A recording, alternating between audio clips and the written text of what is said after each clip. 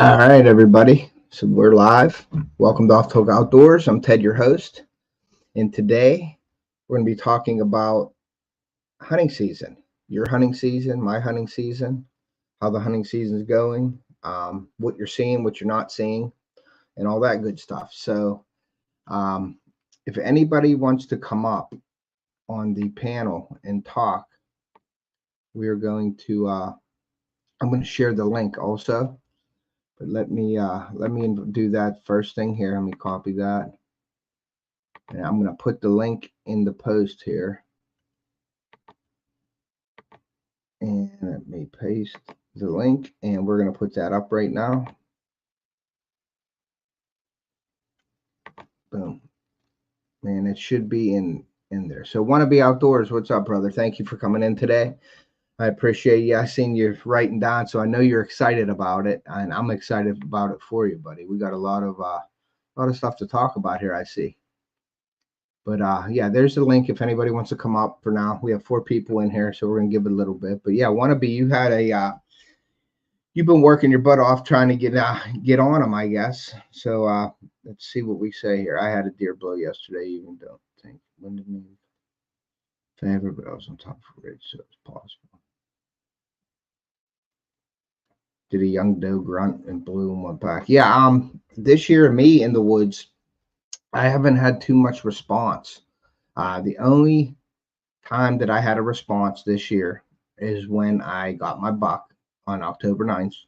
I rattled and grunted, and I saw a deer in the morning, a buck in the morning. That's why I did it. Usually in the area that I'm in, I get responses pretty often when I'm rattling or grunting.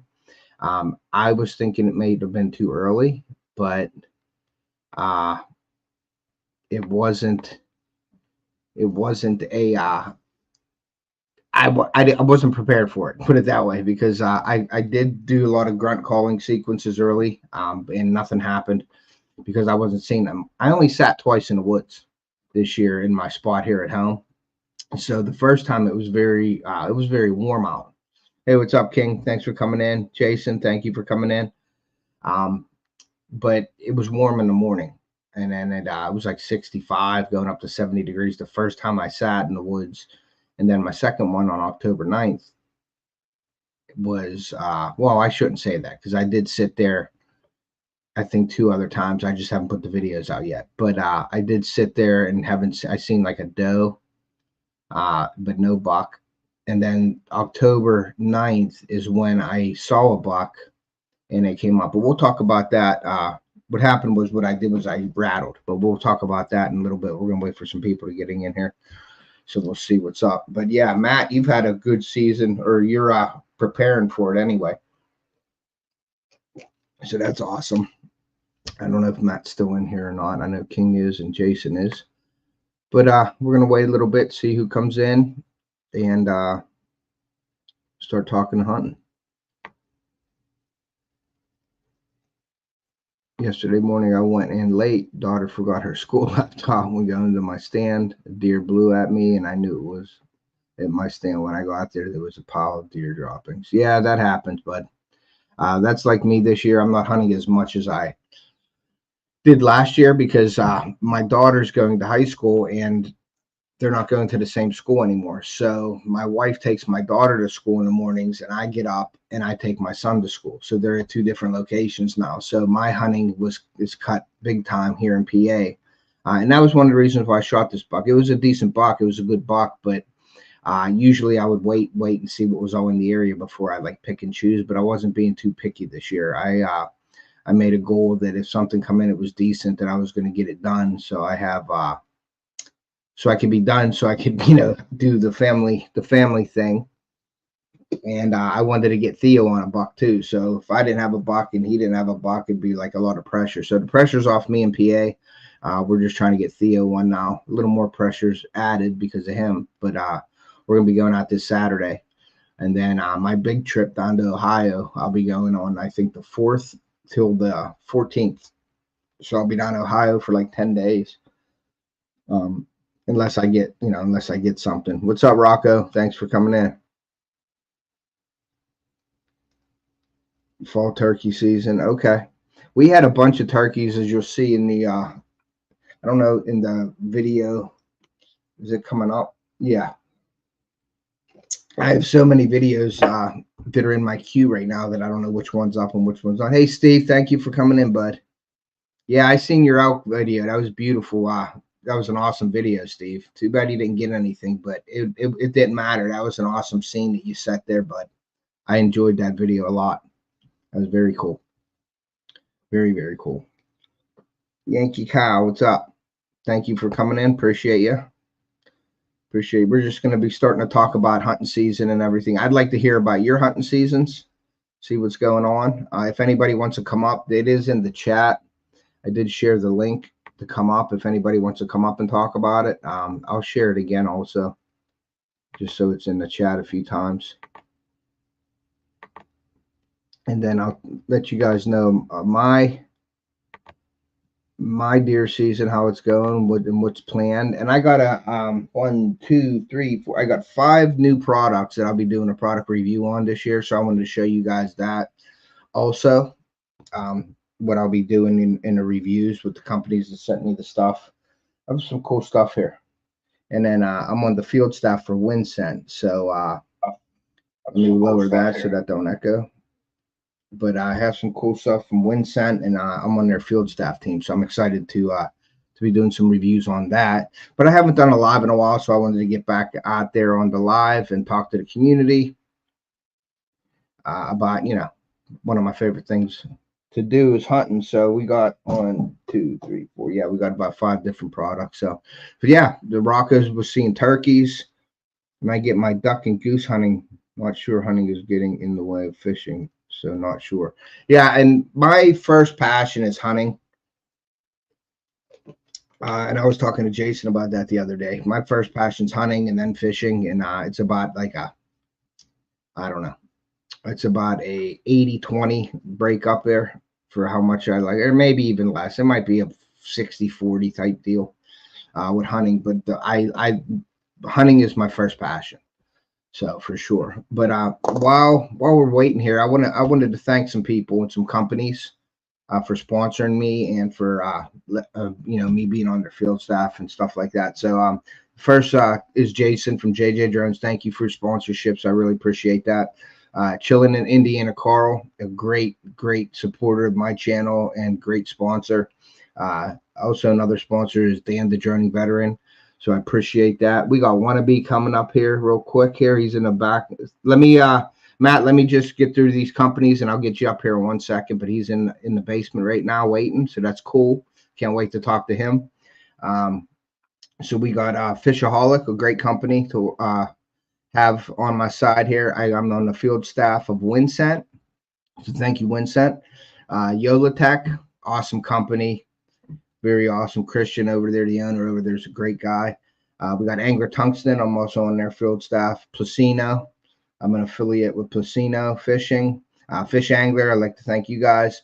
You guys know I'm on Rubline Sense, Pro Staff, and Domain Outdoors. That's a seed company. So breaking for lunch out of the stand. So Deer Corner's in here. What's up, buddy? Thank you for coming in, sir. I know he's out there hunting hard. We got Crossover in here. Thank you very much. And yeah, I wanted to just give a little shout out to all those people. And let's bring Matt up on here, and we will talk to Matt. What's up, buddy? Hey, what's going on, brother? Not much. How you doing? Doing pretty good. Good. Yeah. So you having a little time out there, huh? Getting the hunting stands ready and stuff. Yeah, I got them ready. I just have one climber that usually what I'll do is I'll find somewhere to put my climber and I'll get those cable locks. Yeah. And I'll have them pre-set up. So all I got to do is just go to the stand rather than carrying everything in. Yeah, that's awesome. It's kind of hard for me to carry them in, unless I'm out on public land or in a national forest with my cane and everything. Sometimes if I walk along distances, I got to use my cane. But yeah, I mean, it's been rough. I mean, I've been seeing a lot of deer. It's just, I don't know what it is. Like the other day, when it was windy outside, I went out and it was bad windy up here in northern Arkansas. And I was like, I'm Yeah. just going to go sit in the stand, see what happens, or my ground blind. And, Yeah. you know, when it's windy outside, the deer will do like a zigzag. When they're walking, they'll do zigzag, try to catch scent. Try to catch scent. Yeah, it's like they're filtering the air, trying to get it. Yeah, they get a little panicky when it's windy out too. As they're walking, they're walking faster. Yeah, and that's what they were doing. They were kind of trotting around right in front of me. Maybe about 60 yards or so, and I was like, "Oh, there's two," and they just ran right in front of me. And then they came back, and they were getting closer and closer.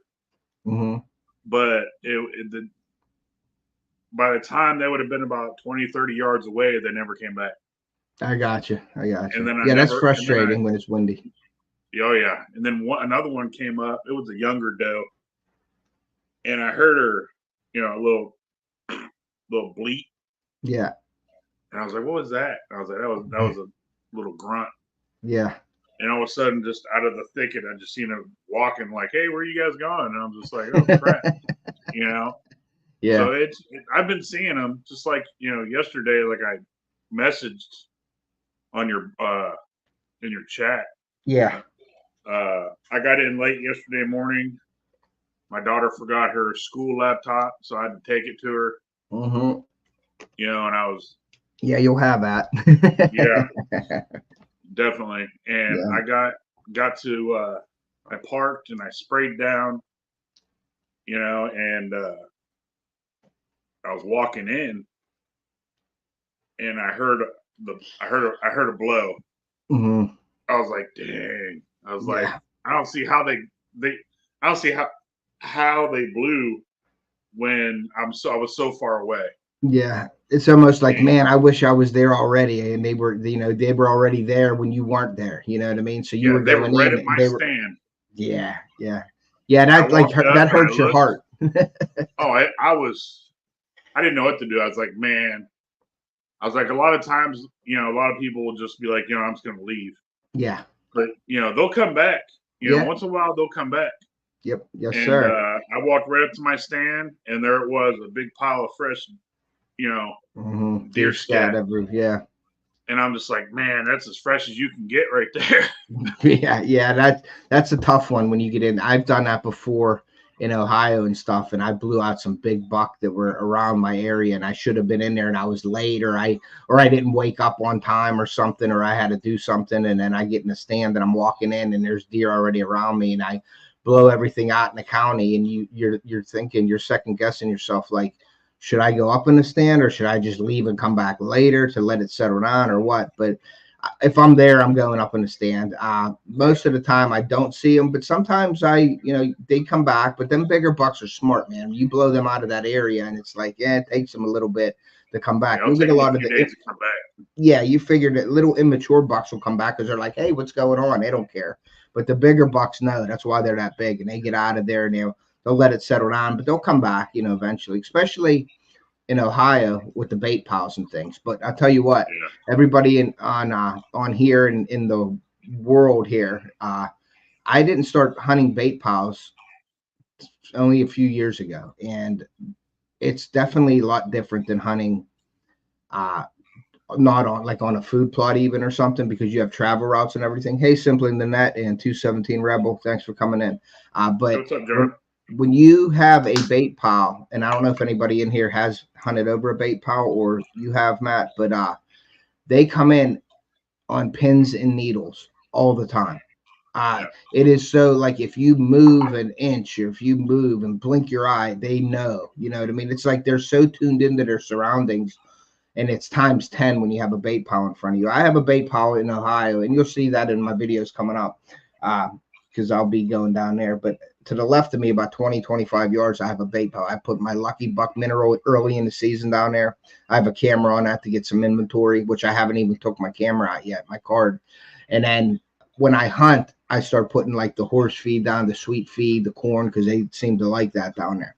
But when they come in, I've seen deer walk completely around me a few times, wait, come in. Some of them won't come in at all. Some of the times I'm pinned in my stand because they stay out so far, and then when it gets dark, they only work in, and I don't know exactly where they are. So I got to sit there until I see them.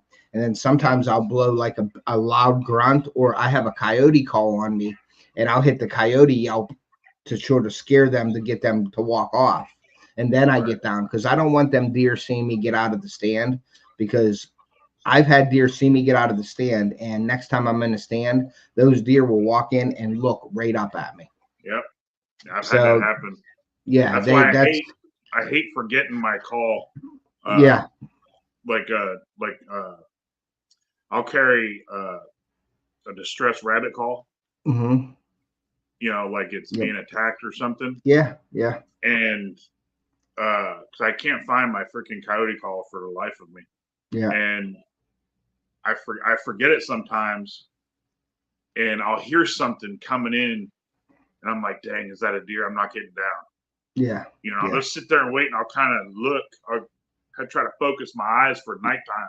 Yeah. And I'll look, and I'll wait for like 30 minutes, and then I'll start making my way down the tree. And every time I hear something, I'll stop. Yeah. And just sit there. And I'm like, man, I wish I wouldn't forgot my call. Mm-hmm. But yeah, it's crazy. I don't hunt over food or piles. Bait. Yeah. But what I do is I put out natural minerals. Yep. You know, I mean, I guess you could say that's kind of like a plot or kind of like a pile. Yeah, but it's a little different with the minerals. Yeah, I know what you mean. When it's minerals, they're not as sketchy because they're like, okay, it's a mineral, whatever. Especially here in Arkansas. Yeah. You know, so many freaking piles everywhere. Yeah. Corn. Everybody uses corn. I'm like, everyone's like, do you use corn? I'm like, no, not really. You know. Yeah, you try to be different. Corn, yeah. You'll get them. If they eat too much corn, they're gonna get sick. That's where the diseases come in. Mm-hmm. You know, I used to use sweet feed, but when I put it out and it would get wet. Yeah, it's garbage after that. It's garbage. Yeah. But I found out if you rake a good area, kind of like you did with your scrape. Yeah. You rake a big area, and then you throw out all grain. Okay. And it absorbs into the ground. It'll grow.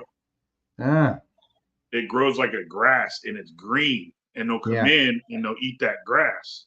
Yeah, and that's like the only green spot. That's like the only green spot in the woods there, so they'll come over and eat it. That's a great idea. I never thought about doing something like that, sort of like a mini shot plot by your stand, like a bait pile / food plot type deal. That's a really good idea. I might try that, man. You just gave me an idea to do a video on now. Maybe I'll do that. That all grain works great. I mean, does it? It works great. It's coated with like a little bit of molasses, but you can smell the all grain. You can smell the grain. And once you throw it out and it gets wet, you'll see once you get that bare ground and you rake it out, it'll grow. That's awesome. Hey, Matt, I got pictures of it to where it's, it's green. It's really green. So, and especially in the colder weathers when they're looking, they love that. Yeah, Deer Corner says it's oats. That all grain is oats. Is that correct, I guess? There are oats in there that are growing? Yeah. Okay, cool. That's a good idea. That's a good idea. Basically a bunch of grains. Yeah. Yeah. So whatever grows will grow out of it. That's cool. I like that idea though for a little food plot, but not a big food. Like just put something in it. Now they'll eat the crap out of it, but you'd have to put something in it that's hardy. I would do something like rye or something, rye grain or something, put in there and let it grow. But like maybe a couple little patches somewhere. Cause I never thought of that until you just said that right now, actually, Matt, like raking it up like I do my scrape, but instead of, you're putting your molasses and grain in there, but actually doing that, but planting something in a few little areas so you can get them to come to stop and maybe in your area to feed, put a couple of them around your stand. You know what I mean? Like little stations where they could stop. Yeah, that's awesome. I'm going to try that. Probably next year because it's too far into hunting season and nothing's going to grow here. Now it's already getting cold. It's like 40 degrees out here right now. So I wanted to be in a surprised with that all grain. That all grain once it absorbs, because I don't use molasses. The all grain comes coated. Okay. And is that a feed also, Matt, or what is that? Where do you get that? You get that at a feed store. Okay, feed store. Yeah. Okay, cool. And they come in big 50-pound bags. Okay. Okay. Because I So use sweet feed, and the sweet feed is the pellets. It has some grain and stuff in it, but it has pellets. And like you said, once that gets wet, like I have corn and I have that. And when it's wet weather, I dump more corn out than I do the sweet feed. But if it's like right, cold and it's dry, I'll throw in more of the sweet feed and I'll just mix a little bit of corn in with it. And I'm only yeah, talking take 5-gallon bucket, wet it, pack it, turn it upside down. Okay, that makes sense. But I have Lucky Buck. I use that mineral. I really love that mineral. I've had that great stuff works success with really that. good. Yeah, I really like that. So what I do is it comes in a 20-pound bucket. So what I'll do, and I'll explain a little bit, like when I go to Ohio for my vacation this year, what I'll do is the first day I get down there, I'll probably leave in the morning, drive down, get down there, like late morning, and then I won't go into my stand and hunt, but I'll go into my stand and I'll pull my card and I'll dump out like a 50-pound bag of corn with like a 50-pound bag of the sweet feed. Okay. And I dump a big pile there my first day there. And then I redo my card and then I come out and then I get ready for the evening hunt and I go in there and I know that there's a pile there because you're just wasting your money down there when you're dumping and you're not there. That's why I keep the minerals there to keep them coming back while I'm not there. But the grain, like the sweet feed and the corn, is for me when I'm hunting, to get them in there when I'm hunting. So I'll dump that out. So I'll put like 100 pounds of the feed and the corn out. I'll go back, we'll get ready. I'll go sit that evening, which usually sometimes I've seen deer coming right in that evening and start, feeding on it and everything. But that's when they're most sketchy, when you first put that out there with the feed and you're in your stand and you see them, excuse me, they don't like to come right into it. It has to be there for a while. So I'll have like 10 days down there. So as I'm going throughout the week, what I'll do is I'll fill that Lucky Buck up with some half corn, half feed, depending on the weather. If it's raining, just corn. But if it's not, then I put the sweet feed and the corn in.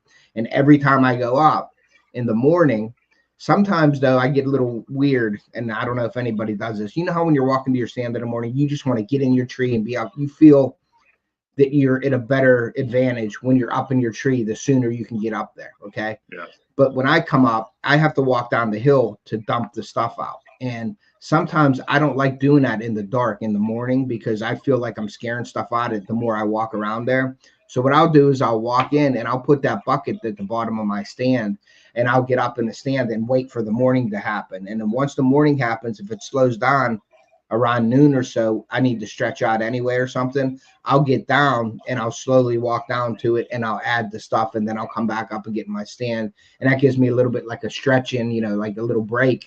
And then I get I've back done up that. in my stand. Yeah. I don't like to go over there in the dark or right on the bait pile where the deer are going to be. Put my scent there in the morning, even though I'm scent free and do everything that I can to be scent free. I just feel in my head that I'm doing something unnecessary. Now, if there's nothing there, then I'll definitely have to do that. But if I dump that 100 pounds of stuff out, then throughout the week, if I maintain it and keep dumping 20 pounds just about every day, or if it hasn't been touched, I don't need to dump anything. But as it gets low, I always replenish it throughout the week. And that helps, with seeing deer anyway, That's just like when you rake, Yeah. when you rake, I should have I took a picture of it. I'll send it to you. I raked Okay. out. I mean, these fallen trees are like make a perfect V. Okay. So I started at the pinch point and I raked out. So it's like right in the middle of that V. And it Yeah. was all bare ground. Okay. Even if you don't put anything out, like you said, they're still going to come because they smell that dirt.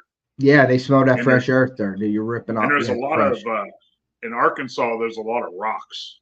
And in those Okay. rocks, they carry minerals themselves. Mm-hmm. So there's already a lot of minerals in the ground. Mm-hmm. So sometimes what I'll do is I'll rake it out and I'll just leave it. Okay. I'll just leave it out there like once in a while, like in the off season. Yeah. I'll rake it and I'll keep going back and raking it like once a month. Gotcha. Yeah. And what that does is just keeps bringing them in. Yeah. Because you're still getting minerals. Yeah. And then once the season is coming up, maybe a month or so out, I'll go out and lay a sweet feed out, or not sweet feed, all grain. Okay. Because with like with corn, you can use corn. Like I don't put it in a pile; I spread it out. Yeah. Because if you pile it up, it's just it gets the bugs and everything, and it starts getting nasty. Yep. And what I learned, my buddy told me this in Pennsylvania, that he used to spread out corn and he would rake it. That way, when they're in there digging, They got to eating look for for it and minerals, find it. Yeah. they find it.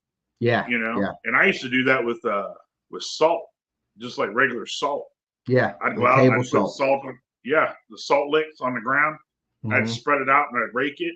You'd come back, a couple months later, and they're digging a hole. Yeah, yeah, that's some great ideas, man. That's I'm glad you jumped up, but that's some really good ideas for people that are in here that are hunting. Some of my best success in Ohio was, believe it or not, we went down there, and this was years ago. I've been hunting there for a while. Hey, Alvin, thanks for coming in. Hey, LB, thank you. And they didn't have any Lucky Buck or something in the store. So we went to the grocery store, and the cans of salt, they're like 62 cents or whatever for the salt. And we bought a whole shopping cart full. It was like $30 a piece. And we filled up every salt. We told them to go in the back if they had cases of the salt. They brought them out. We filled the whole cart up with salt, and that table salt. So we went out there, and that was a pain walking all that into the woods, because I had it in my backpack, in my pockets, in my pants pockets. I had salt all over me. And we went in and we poured it out on our spots, and they dug a hole so deep with that using just a table salt that we were like, man, I wonder if we should just start using table salt. And I ended up shooting a nice buck and a muzzleloader down there off of that mineral hole in the morning. There was like $3 there, but they dug a hole. It was 2-3 foot deep on just table salt. So we starting everything with table salt. Early in the summer, we would do that. Like in the spring, we do that. We go down and spend $10, and you got a bunch of salt that you can dump out to get it started. And then once you get it, because sometimes down there, hey, Finn, what's up, bud? You could start a salt pile. Sometimes they won't touch it. Maybe it's not in the right area or what, you know what I mean? So they don't like that area or something, so they don't use it. So you don't spend a lot of money on it, but if it starts getting active, then you're onto something. But if they don't hit it, then you move somewhere else and put it somewhere else. So that's what we do. That's a good way to find out if you have deer in your area. Just go down and rake a little circle or something, or just use your boot, and move the dirt and lay some salt and put a camera out. You'll know if you have deer. Definitely. Money More Record says, why I have never returned to your channel. I have no idea why I haven't, buddy, but if I haven't, I will hit you up today.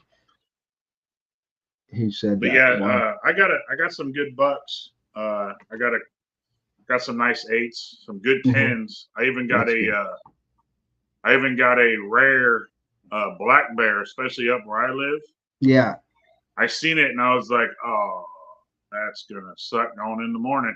I went bear hunting a few times, and it's a little creepier when you're going bear hunting in the morning than you are deer hunting. Oh yeah, it just seems a little. I used to hunt deer, but in the wood, in the mountains. Yeah. In Arkansas, and to have a bear. I mean, people have seen them, but to see one that's like 10 yards away from your stand, and it's like the way it was positioned, my stand would be like right here. And I was like, man, and it stopped. And then I got a video of it turning and walking to my area where I have the all grain. Yeah. And it walked right in front. I mean, it was like this, walked right in front of the camera. Right, and I was like, that's a big black bear. Yeah.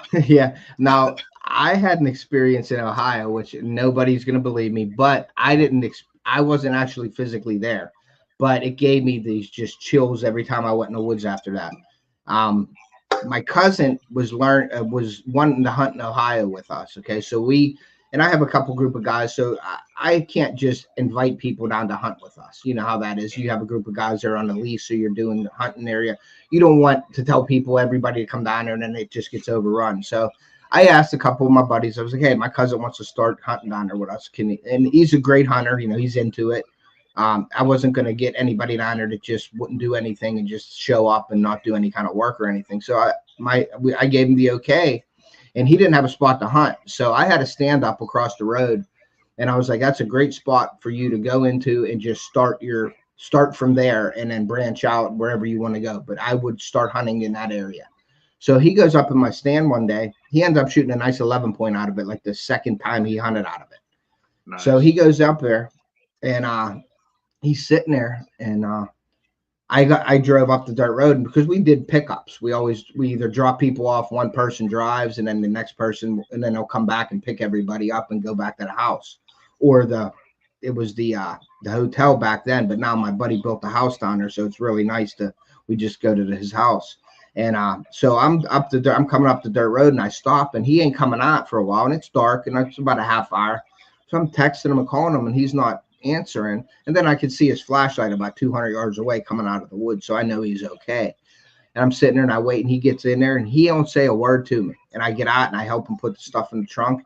He's not saying anything, and we get in the car, and I'm like, "So what you see?" And he looks at me, it would like almost like he was deathly afraid of something. And he's like, "Hey, you're not going to believe me. Don't say nothing to the guys." Now we all talk about it now. That's why I'm saying it on live here. But he's like, "You're not going to believe this, and I don't expect you to, but I had a mountain lion come within 10 yards of me and look right up at me and just stare at me for like 10 minutes and just slowly walk away." And I was like, "Really?" I said, "You're full of, you know what?" And I'm like, "Really?" He goes, "Dude," I said, "Why didn't you video it?" He goes, "My phone died and I didn't have any way to call you." I said, "Well, that's a heck of a time to have your phone die, you know?" And because I would have loved to have seen it. He goes, "Ted, I swear to you on his kids," he goes, "this mountain lion," he goes, "I didn't hear it. I didn't smell it, see it until it was right there." He said, "It creeped up on me and it was the weirdest feeling in the world." He said, "This mountain lion was 6 to 8 foot long and walked up and came. He was 15 yards in front of him, stopped and just looked directly at, like, he didn't do anything, he didn't move or nothing, but this mountain lion knew he was there, walked in, looked right at him, stared at him for like 10 minutes straight in the prone position, just standing there, and he didn't know what to do. I was like, well, okay. So we ended up calling the wildlife, Ohio Wildlife, and I said, "Hey, which they were a bunch of help. they said, oh yeah, we heard about that." So I said, "Hey, well, we all have carry permits and guns and stuff. Can I carry my gun into the woods down here in Ohio? Because I'm from PA." And I think it went back at the time, it transferred, like your license transferred, your carry permit, where I could take it. The only problem was, I believe, was West Virginia. Like, I couldn't drive through West Virginia with my gun or something.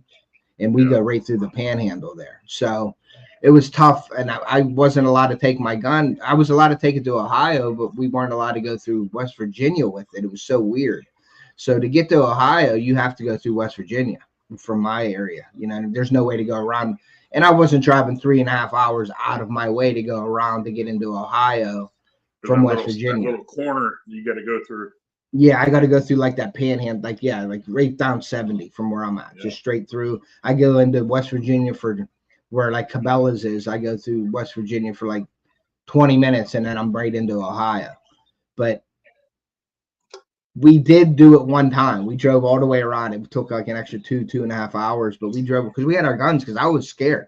I was like, "Man, I ain't going up in there with you got a bow or a crossbow. You're not cocked and locked and ready to go. If a mountain lion jumps on you in the dark, you're done." And at least you have a gun. You can pull your gun and maybe get a shot off if you could. And so we did that one time, and then we're like, you know what, forget it. I'm not driving all that way. I'm just gonna go in and just be careful. But it made you think when you walk in the dark now, because you're walking through these fields and it's grass as high as you. Sometimes you don't know what's sitting there. You know what I mean? So it's kind of spooky. I got a bobcat on my other spot. I got it.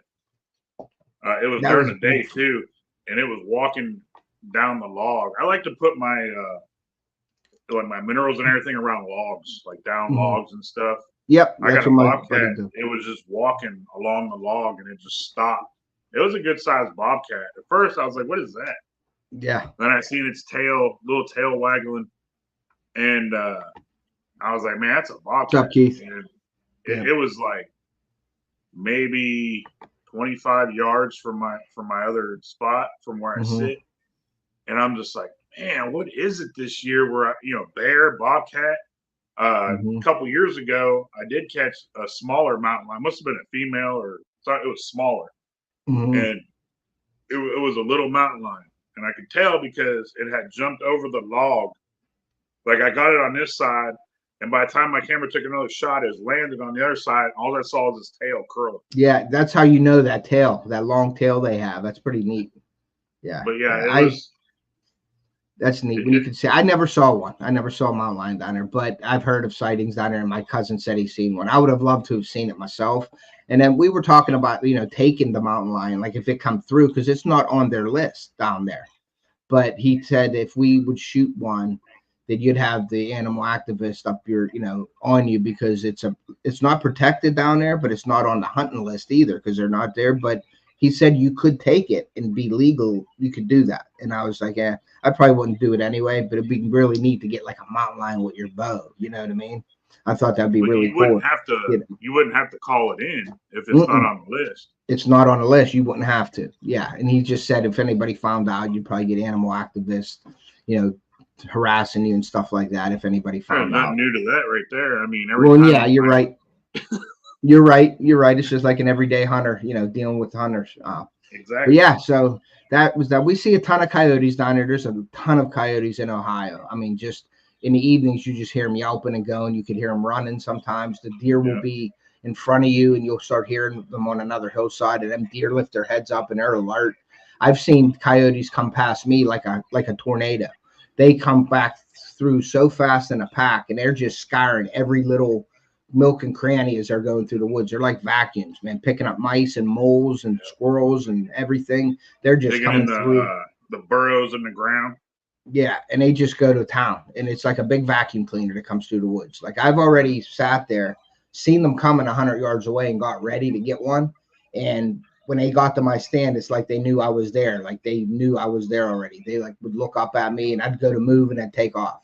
Like they're even sharper than a turkey. I think they could see better than a turkey because I don't know how they saw me because I wouldn't move, and they're 100 yards away coming. You could hear them coming. And they'd come in and they'd look right at me, and I'm like trying to get a shot, and then another one would see me and they'd take off running. Well, they got noses like hogs do. Yeah, they're pretty wicked. Bobcats, the same thing, Matt. Same thing down there. I'm seeing a ton of bobcats, and Al's from outdoors. Al from Al's Outdoors. He lives down there in West Virginia, and I always send him pictures because I'll be sitting in my stand and I'll video a bobcat come walking out. And he'd walk past me and he'd sit, or they'll go to the minerals and sniff it, and all the animals in the woods will go to your bait pile and urinate on it. I don't know why they do. I guess they try to claim it or something. But I've raccoons down there are so bad. I feed raccoons like I feed them at the zoo. You know what I mean? They just come down, and these raccoons look like dogs. I mean, they're that big from my corn piles and stuff. That's how it is here. Huge raccoons. I'm like, man, that thing's huge. Yeah, they get enormous. And believe it or not, one of the things that I fear in the woods is I can't stand raccoons. I could be in the woods, I'll see a raccoon, I get the creeps with a raccoon. I don't know why, but I had a raccoon come down the back of my tree one morning, and it scared the living crap out of me. Like it come down my tree behind I could like feel him breathing, and he walked down my tree, got at the bottom of the tree, looked up and started hissing and like screaming at me. I just pulled my bow back and let him go. I stuck him right to the tree. I was like, boom, you're done. But I can't stand raccoons. And I want to trap down there so bad, these raccoons. But I'm afraid that if I put them dog proofs in down there, like where they get their arms caught or whatever, I have to dispose of them first of all. But I think you need the trapper's license down there.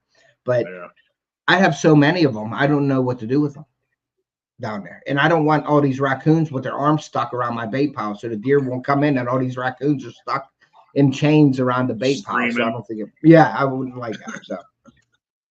So yeah, man. So that's it. But I appreciate you coming up, man. And I wanted to say also, man, I really appreciate all your support, brother. I really do. Like the way you're always commenting, we're always talking back and forth. So I really do appreciate that. I really do.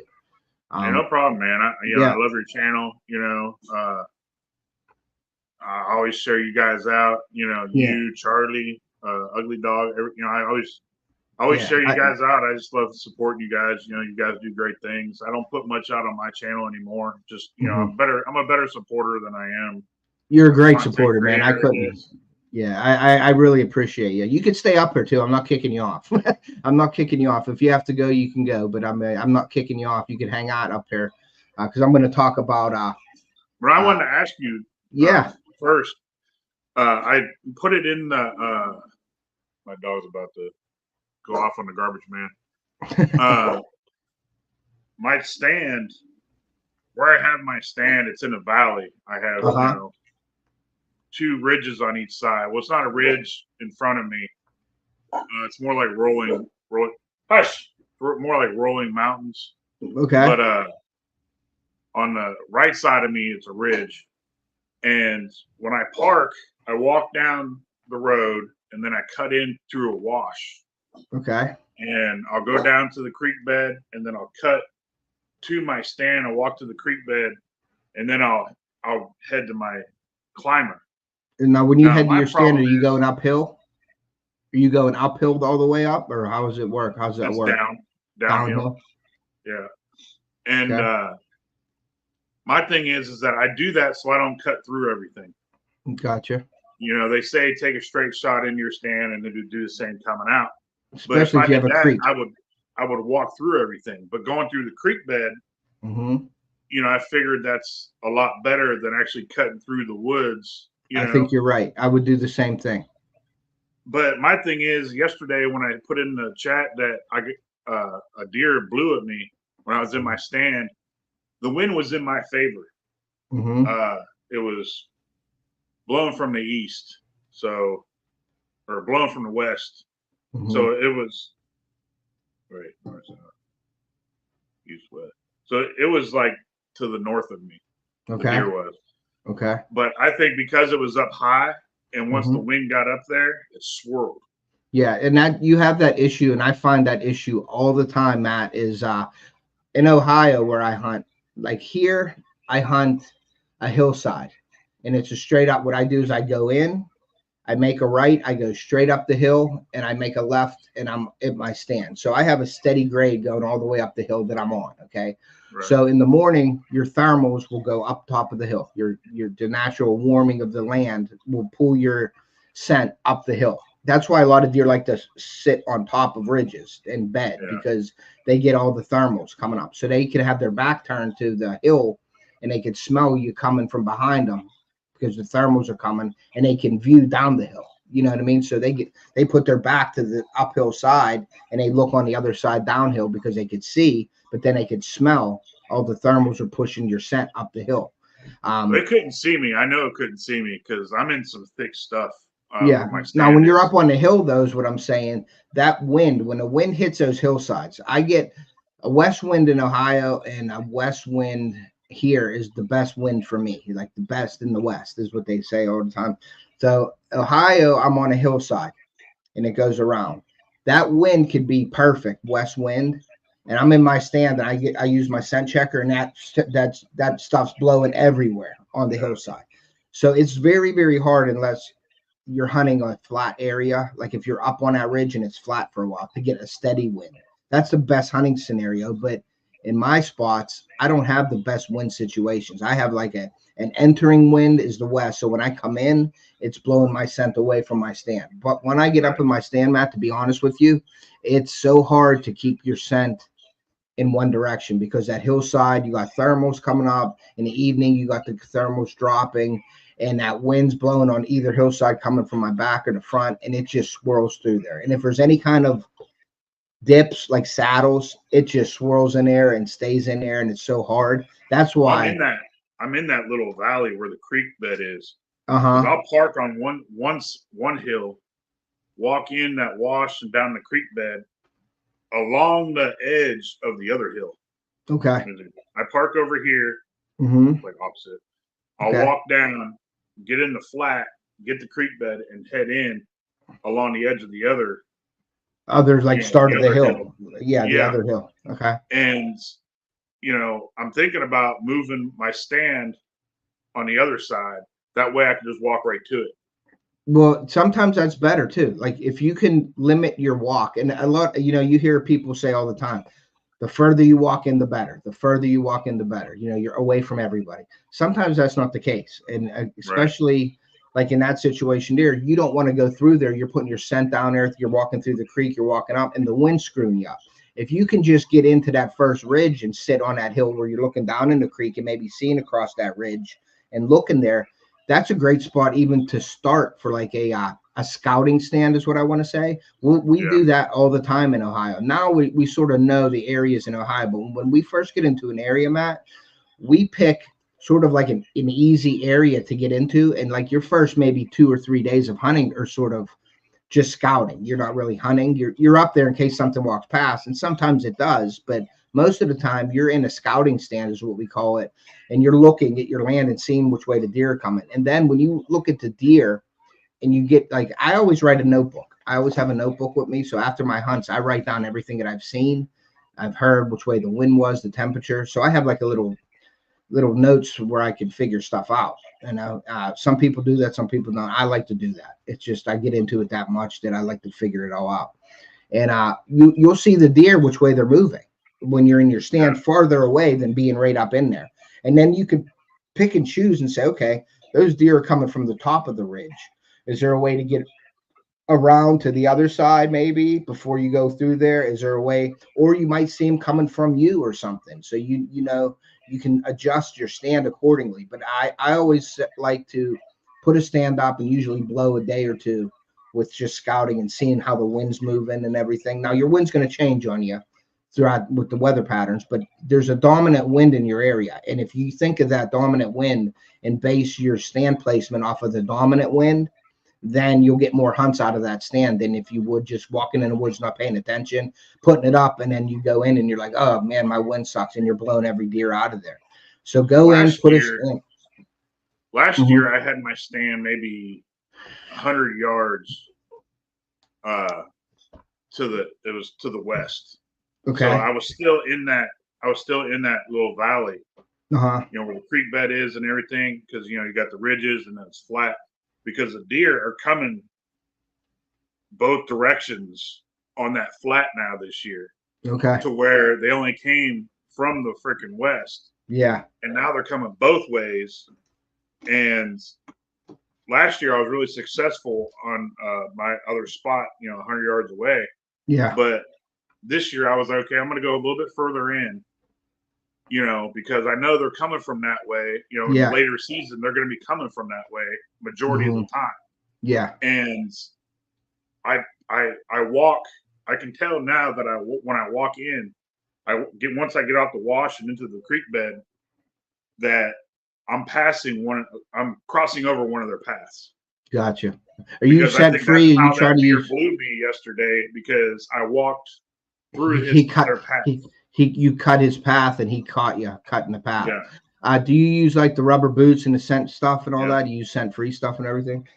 Yeah, I got just while you're saying that, I just started using this. Now I just put a scent video out not too long ago, but I just started getting the Elima Shield, and I'm going to be using the Elima Shield stuff now. This is the core body foam. Was it a wash or something? This is a foam. You squirt it in your hands, put it in your hair. You can put it on your body, everything before you put your clothes on your head, on that nice, you could shine it up a little bit there, Matt, with this, you know what I mean? But I use this, and I take this in my pack with me in the field. When I get to my stand, I put it on my hands, and I go up my ladder because I don't want my scent on my ladder or anything down the ground level. This is great to put under your arms, you know, in your hair, in your beard, all this stuff here. And that is the Elima Shield. And then I got the Elima Shield hair and body soap, you know, for at home. I got that. I got the Elima Shield spray. This is the whole kit. It's about $50 from Elima Shield. Great stuff. This is like hospital grade. Like they do a lot of stuff. Like when COVID come out, all this, the hand sanitizers and stuff you were using in hospitals and stuff was made by this company. It makes Elima Shield. Elima Shield is their company, is a branch of the company that they have. Is it Elima Shield or Elima Shield? It's Elima Shield. ELIMI. Elima Shield. And like elimination. Elimination. And then this is the spray. This is the laundry detergent. I mean, so I have the field spray laundry detergent. Now, what I don't have, and I ordered it, and this is one of the things that I wanted to touch on today, was the scent stuff, because I just put that scent video out. If anybody hasn't checked that out, go over and check that scent control video out.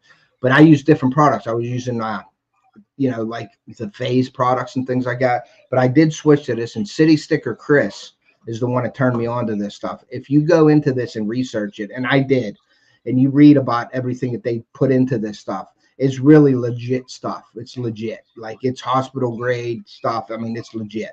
And there's a guy that he's like the deer doctor, or somebody was like, somebody in the hunting industry had an operation, and I think it was a hernia operation, and they had a cut on him. He was putting that core body foam on that cut, and the doctor, and this is a story in there, you can look it up, I'm not kidding. Then the doctor asked him and said he was healing so much faster than normal from this stuff. Now, I'm not saying it's healing, it's going to heal everything you got on you or anything like that, and I'm not using it to heal anything, but I'm saying it's just neat that the stuff in there was helping him heal. So it's legit stuff that they're using, and it destroys a lot of the bacteria and everything that you can that causes the behind. odor. Yes. So this Shield is an awesome product, and I think this is my new scent-free kit and system that I'm going to be doing. I'm probably going to do another video on it, because I just smell a difference when you use it. Yeah, you don't smell it. It doesn't have any kind of a perfumey. It's almost like a medical smell. Like, you know how you walk into like a hospital and you have that like sanitary smell, just that clean smell. Yeah. That's what this is. And now, City Sticker Chris, hey Rubline, thanks Rick for coming in. Thank you Corey also for your comment. I appreciate that, and thank you Doc and Anyfin. But the products that they do, they like. I'm trying to see what the name of the company is. Let me see if I can see that real quick here. But there's a company. While you're looking, I think I'm gonna move my stand to the other side. Yeah. Because when I start on the wash and I start walking down, I can see a direct line, like a natural direct line, to where I could put my stand and still overlook the bottom, and it would save me probably about 10 minutes. From walking around time. Everything. Yeah, that's what I would do, Matt. I would put that. Better? I think that would be better. And now I'm talking about you're based on, like, if you're, some hunters just can go out on the weekends. Okay. And I'm not saying that's a bad thing. That's, I can go out during the week. I have a lot of hunting time. This year sort of cut back with the kids, like I explained before, but I'm in the woods a lot. So when we go down there for 10 days in Ohio, I don't mind blowing a day or two to find out. But I'm in my stands now down there where I've been there for years, and I know the deer movement and everything. So I'm talking about you going into this area. You're familiar with it, but you're not familiar with it in the same sense. So I would stay back, not as like too close, but I would stay back as far as possible. Right. And view that and see what you're seeing and see what happens. Like, because you're going to be testing yourself. You're going to be walking in there, blowing deer or not blowing deer. So that's a good thing. You walk in, you don't hear any deer running or blowing. That's a good thing. It depends on what time you walk in. You don't want to be walking in the first light. I'm a big fan of being in there an hour before. Getting in my stand an hour before it gets light out. So I start well ahead of daybreak. And then when I get in my stand, I usually time it to where I have about an hour, 45 minutes until the sun starts coming in. Now there's a difference. People say, oh, it's sunrise at 7:20. It's already light. It's getting light before 7:20. Okay. The sun's rising, but it's getting light out. Yeah. So you want to be in there well before sunrise. Okay? Plus you have dawn. Dawn. The dawn is the light. Way before dawn.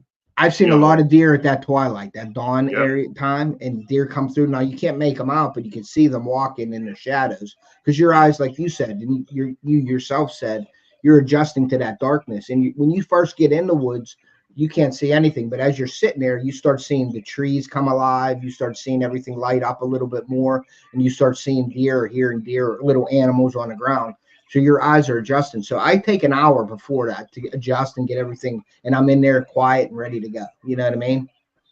But I would stay a little bit further back. I'd be less aggressive right now, Matt. I would, and in there and seeing everything, and then you can always make a move. You can always get aggressive.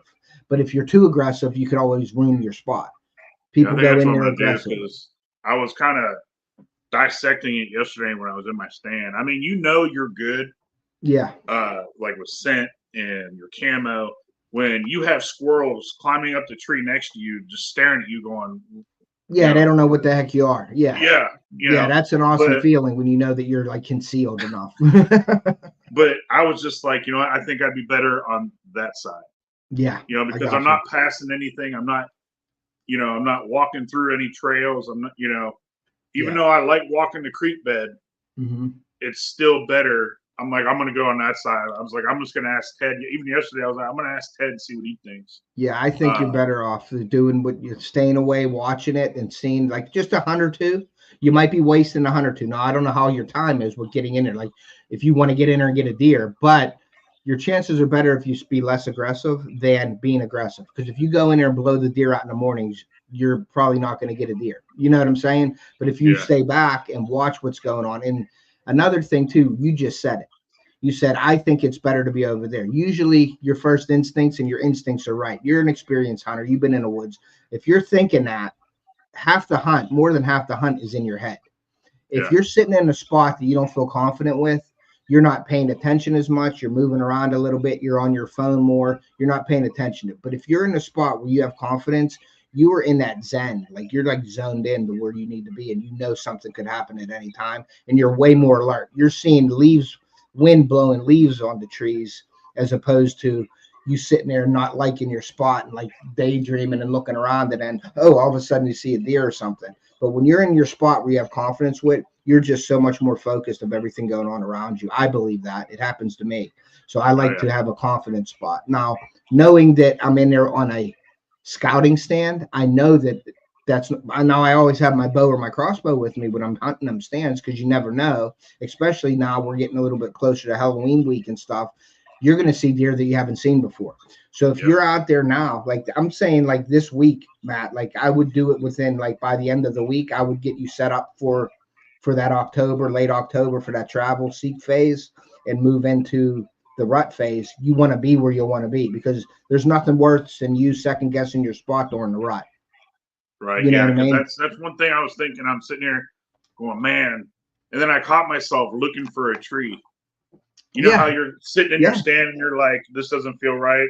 Yep. That tree looks good. That tree looks good. I should be over there. I should be over here. I get it. I know. I've done it many times, and I'm just telling you from my experiences that you'll be better off if you're in your stand you want to be in, because no second guessing. That's where you want to be, and you will have a better hunting experience. Hey, fishing time. Let's go. What's up? But it's I think I'm going to do that because, like you, I can hunt every day. It just depends on when I wake up, how bad am I hurting? If I hurt a lot, I have chronic pain, and you know. And how is that going for you, Matt? How is everything progressing on that?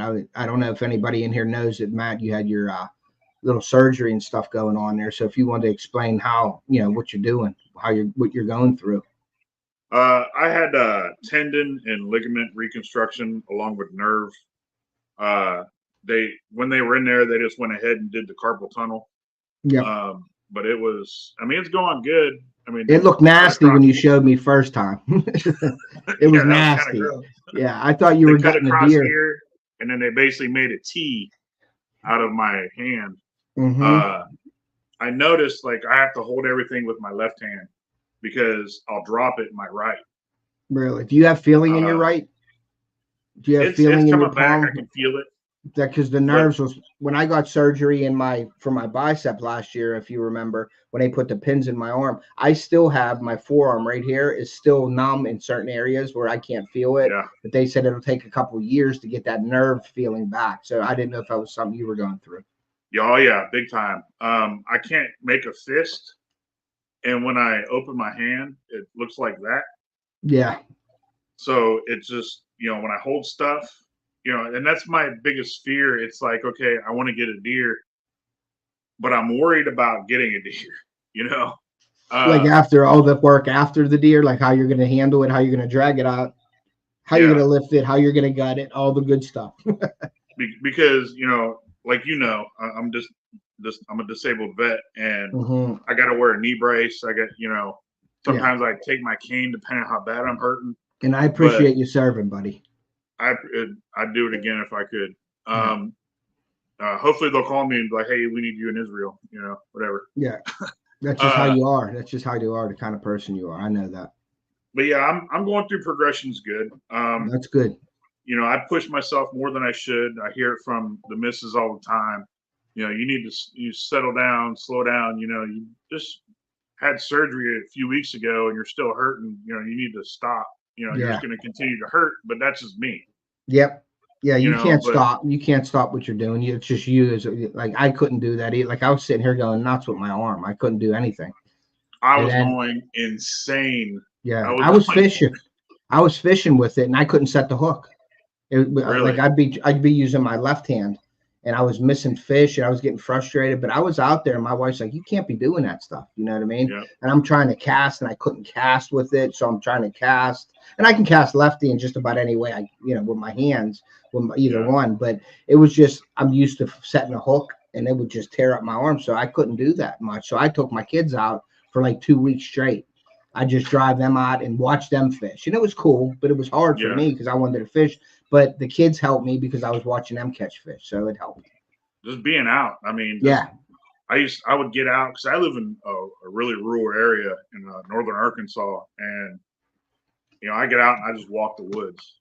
I mean, there's deer all over the place up here, Yeah. and a lot of the times, like I love to bow hunt. I'll bow hunt Yep. all year long, Hmm. and my only thing is I can only use a crossbow. Yep. I can't use compound anymore. I was going to try to do my compound this year for doe season, like now coming up.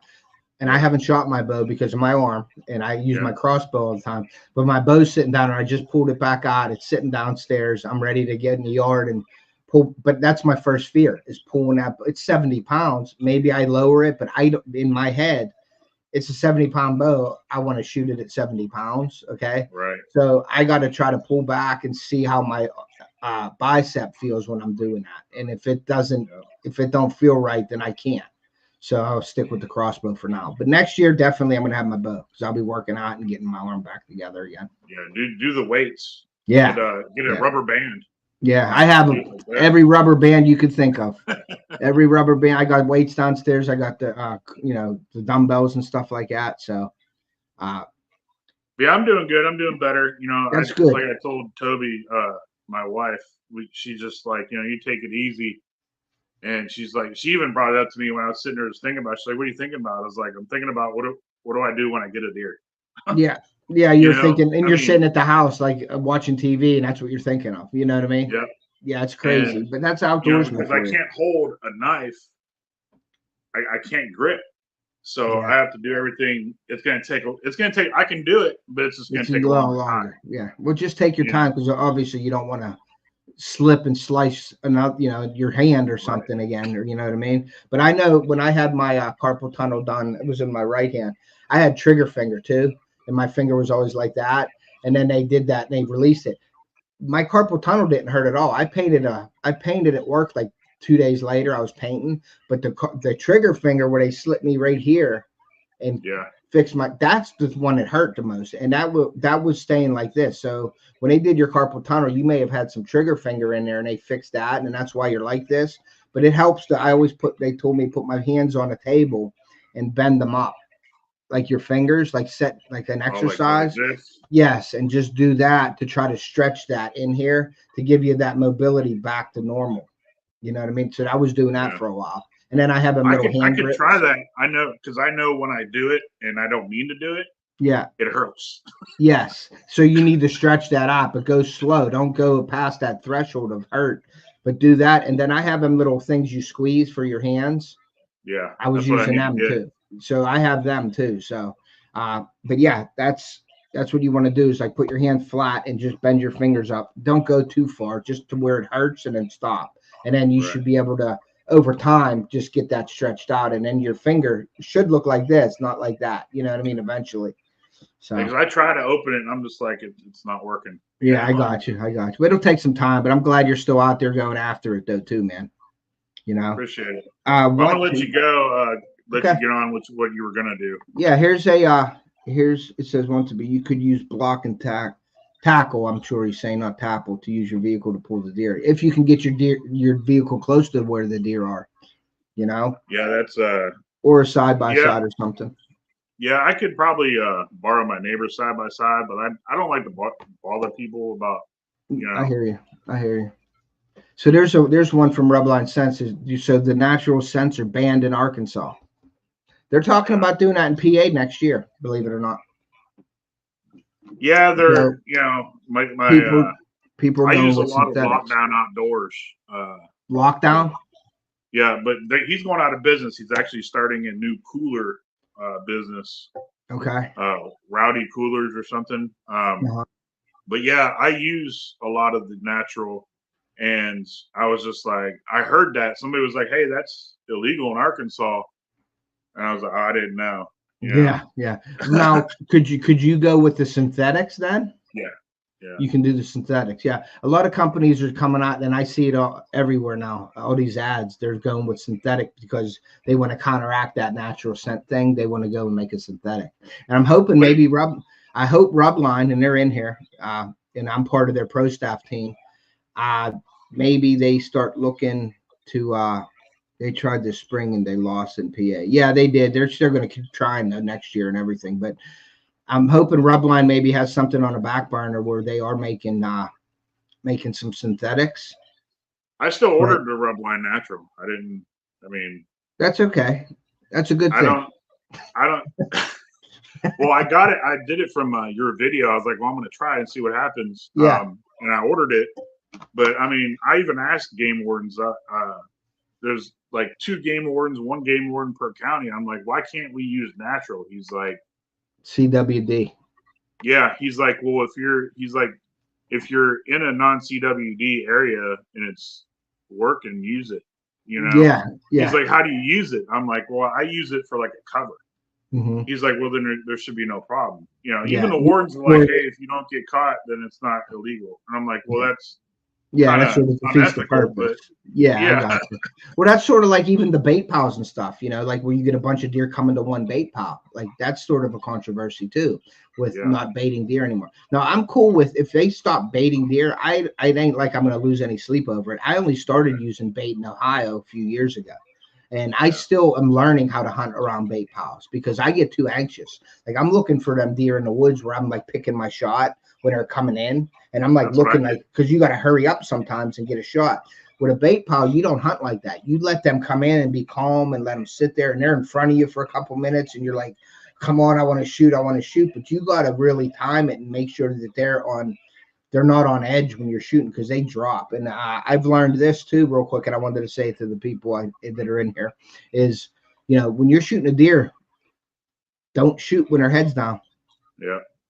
Make sure their head's up, and even if they're looking at you, you can take a shot. But I prefer them to be looking away, but their head above their shoulders, because they drop 200% when their head. They have the ability to drop 200% when their head's down feeding than they do when their head's up. Their body just doesn't work that way. If their head's up, they only can drop so far. When their head's down, they can drop twice their body's width in seconds. So I just wanted to put that out there to people, and I've learned that. I've seen it. I've learned it hands-on. If their head's up, you got a chance. If their head's down, your chances decrease with the bow.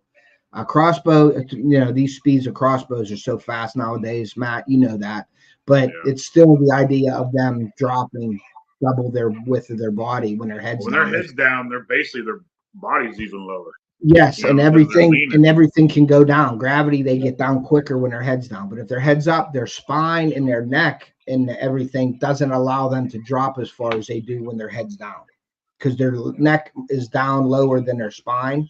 So they have the ability to drop like this. But when their head's up, they can't drop that back end down because of their spine the way it is.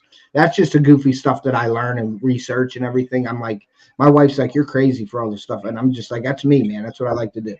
So, but especially learning it, firsthand, when they, sober shooting a deer, and you're like, why like, oh, he was down. That's, If they're feeding in a food plot, I tell my son, do not shoot when their head's down. I'll whistle so their head comes up, and then as soon as I whistle when their head's up, boom, let it go. You know what I mean? Yeah. Don't shoot when they're feeding normally, because if they're really close now, Matt, if they're 10, 20 yards away from you, like if they're in the blind, he could shoot it with their head down or whatever. I'm shooting 480. I'm shooting at havoc. I mean, I don't even see the bolt go. It's like that fast. That's why I try to use the lighted knock. So when I'm videoing, I could slow it down 200 times and you could see the bolt, and it still looks like a straight line. You know what I mean? So, but if they're that close, I'm okay with him shooting with the head down. But if they're out 20, 25, 30, 40 yards and their head's down, I tell them don't shoot, wait till their head's up and then shoot. Preferably them looking another way. You know what I mean? Well, you know when they're relaxed because usually when they come in and they're in there with a group, they always got that one when everybody else is eating. Somebody's Somebody's up, looking up. Yep. You know, Yep. once they all start feeding together and no one's Yes. looking up, that's And when see, that's funny you said that. That's funny you said that because that's exactly what you observe in the woods and when you're out there. And I can tell that you hunt and you hunt when you hunt because when you notice all the deer's heads are down in the field feeding, you're good.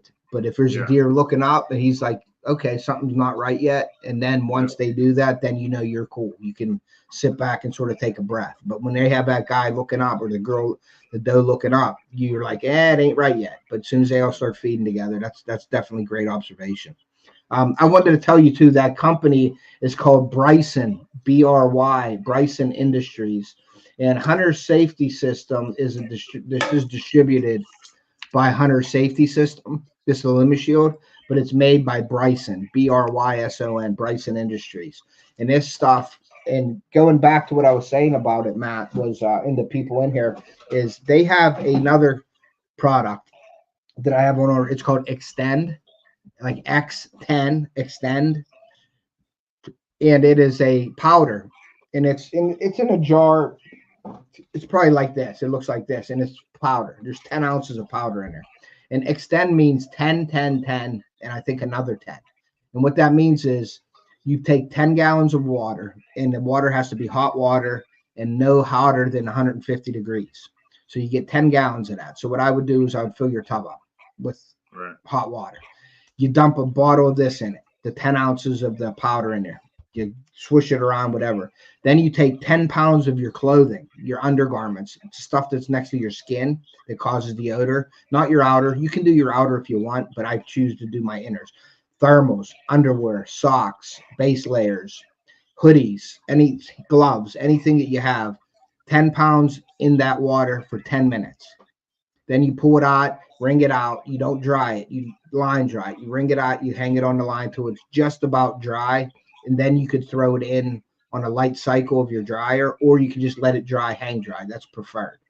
After that, you have scent lock, basically like scent lock, how it captures your stuff. You have almost the scent lock ability in your undergarments for up to 50 washes.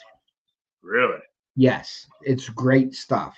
So what that does is the hot water and the chemicals bond to all the particles on your clothing, and it creates a bond. And then on a molecular level, it destroys any odor. So, you're wearing scent lock and stuff to help control your odor. All your base layers now are basically on that scent lock level. And it's just anything. You could do your socks at home, and even though your socks or your football socks, you put them in there, everything, and it stops the scent from creating by that. So I really like that, and that's on the way, and I'll be doing that soon. So I may do a video on this product, this whole kit with that thing. I may do a video coming up. That sounds pretty good, especially when you're buying all that scent lock stuff. I mean, that can get expensive.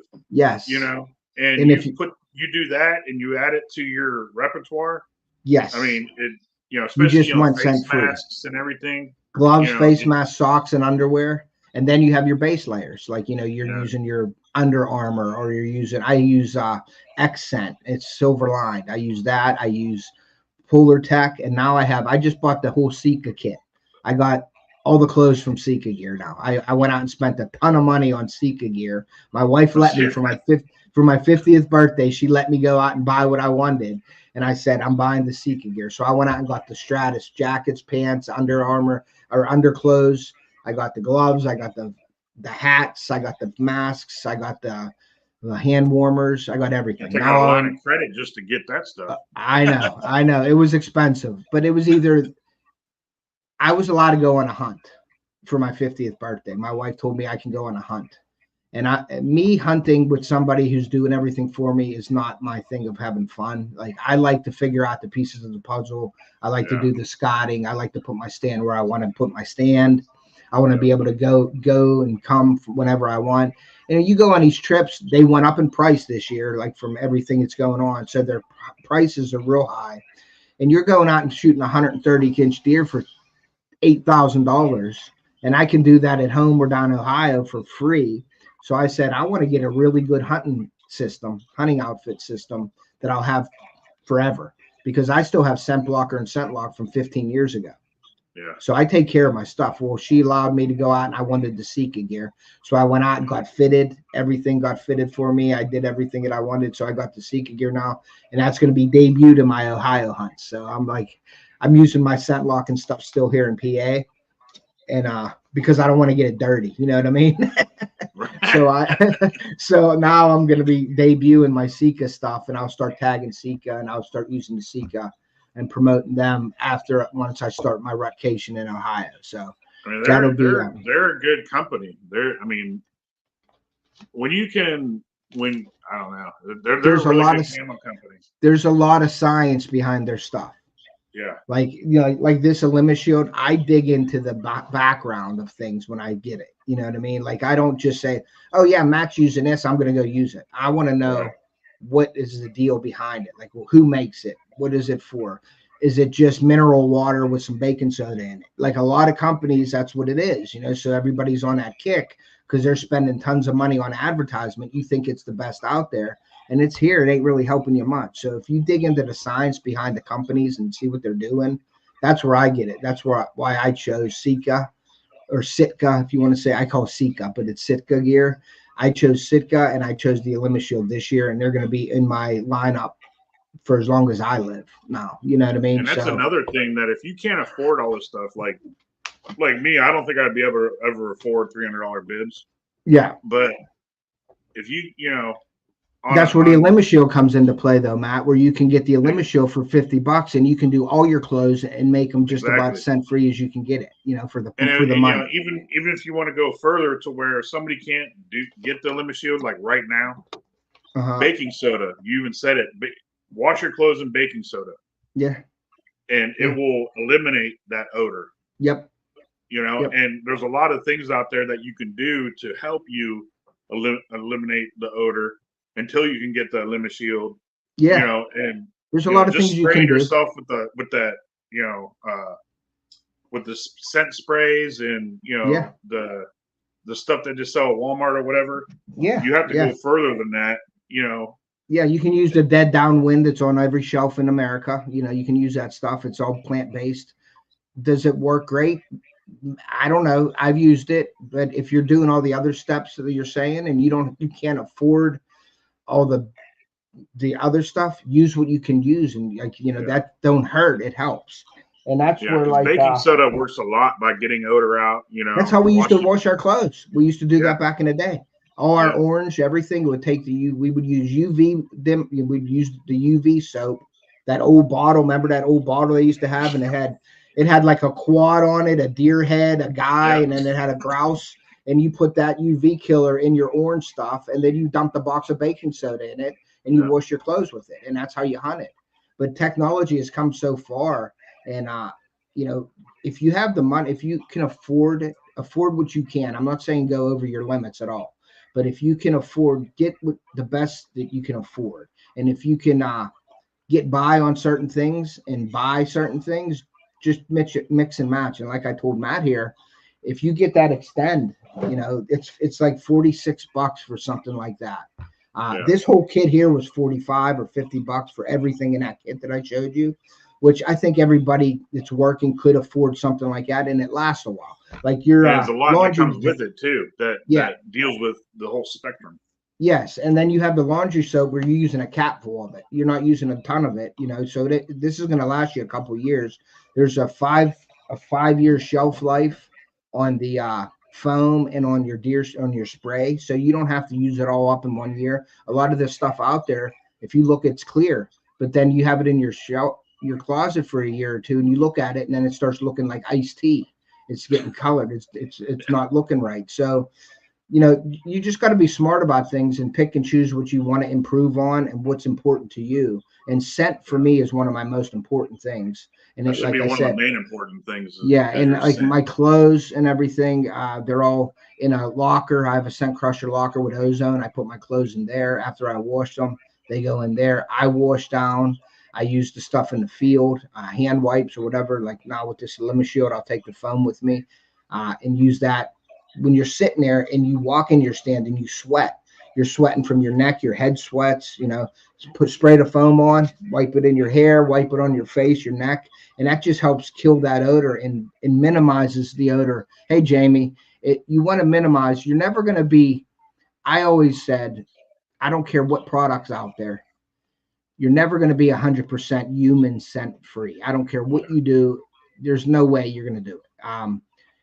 That's how a deer lives. You know what I mean? That's you're never going to be, I mean, on a micro level, there's going to be a piece of human scent on a leaf or on, you know, something, but you can definitely minimize it. And I always believe that now the difference between, and I'm sorry if I'm keeping you, Matt, but I hunt in Ohio, okay, there's no cars, there's no buses, there's no people cooking breakfast, there's no dogs barking in the yard. When I'm hunting by my house, that all happens. People walking in the park and people playing golf on the golf course. So a deer smells humans a lot more around here, okay? So the threshold, I want to say the danger threshold for human scent here is a lot higher. So a deer can smell human scent really strong here and not be as alert as they would if I go to Ohio and I smell that way and they smell me in the woods of Ohio. That's an alert more than it would be here because they don't smell humans that much. So they go not used to it. If you can minimize that scent. Now, and this is what I believe, and you can correct me if I'm wrong, Matt, or have an opinion, but if I can smell like I am 200 yards away from a deer with my scent, and I'm talking about scent molecules that are coming off of you. And this is where it gets crazy. This is where my wife says I'm goofy and all that stuff. But if I'm standing next to you and I have a piece of garlic in my hand, you know I'm standing right next to you. You know I'm there. Or if I ate garlic and I'm talking to you, okay? Now, if I stand back 200 yards and I have a piece of garlic in my hand, you don't smell it, okay? Right. That's how human scent is with a deer. A deer's alert system is how close danger is, okay? So if he can smell me and my human scent is a lot stronger, he's going to be on alert and want to get out of there a lot quicker than if he smells me thinking I'm 200 yards away from him. And this stuff here and all your products that you're using and all your baking sodas and all your rubber boots and all your spray foams and all your cover scents, that's what happens. You're putting yourself further away from the deer. A deer's always going to smell you, man. I don't care. But you're just further away. You're out of the danger zone from them, so they act normal. And if you're within 20 yards of them and you smell like you're 500 yards away from them, that's what your goal you're trying to do. Their senses aren't as heightened when they think you're further away. Exactly. And a lot of people don't understand that. They think that, deer smells you, you're gone. No. If the scent of you is stronger and you're closer to them, then that's when they're on high alert. But they're always going to smell human scent. It's just you can get a little bit closer to the deer here around these like urban areas more. You can get, deer in your backyard. They're looking at your dog. In Ohio, that don't happen. They don't see all that stuff. So they're on high alert more. So if your scent's stronger, you seem closer to them, they're going to get out of there. So you want to be like that ghost in the woods. You want to make your scent as minimal as possible. So they're eased up. You know what I mean? Especially like with me, I sweat a lot. Yeah. I could get out of the shower and I'm sweating. It's just, I have bigger pores, I guess, just from being over Middle East, the sand and everything. Yeah.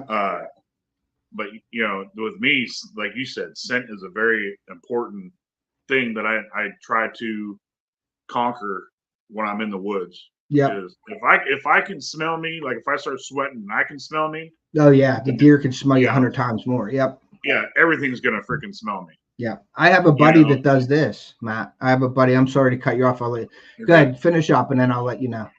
No, I was done. Okay. My buddy has an old locker from school lockers, and they smoke their clothes. They actually have like the wood chips and everything in there, and they smoke their clothes.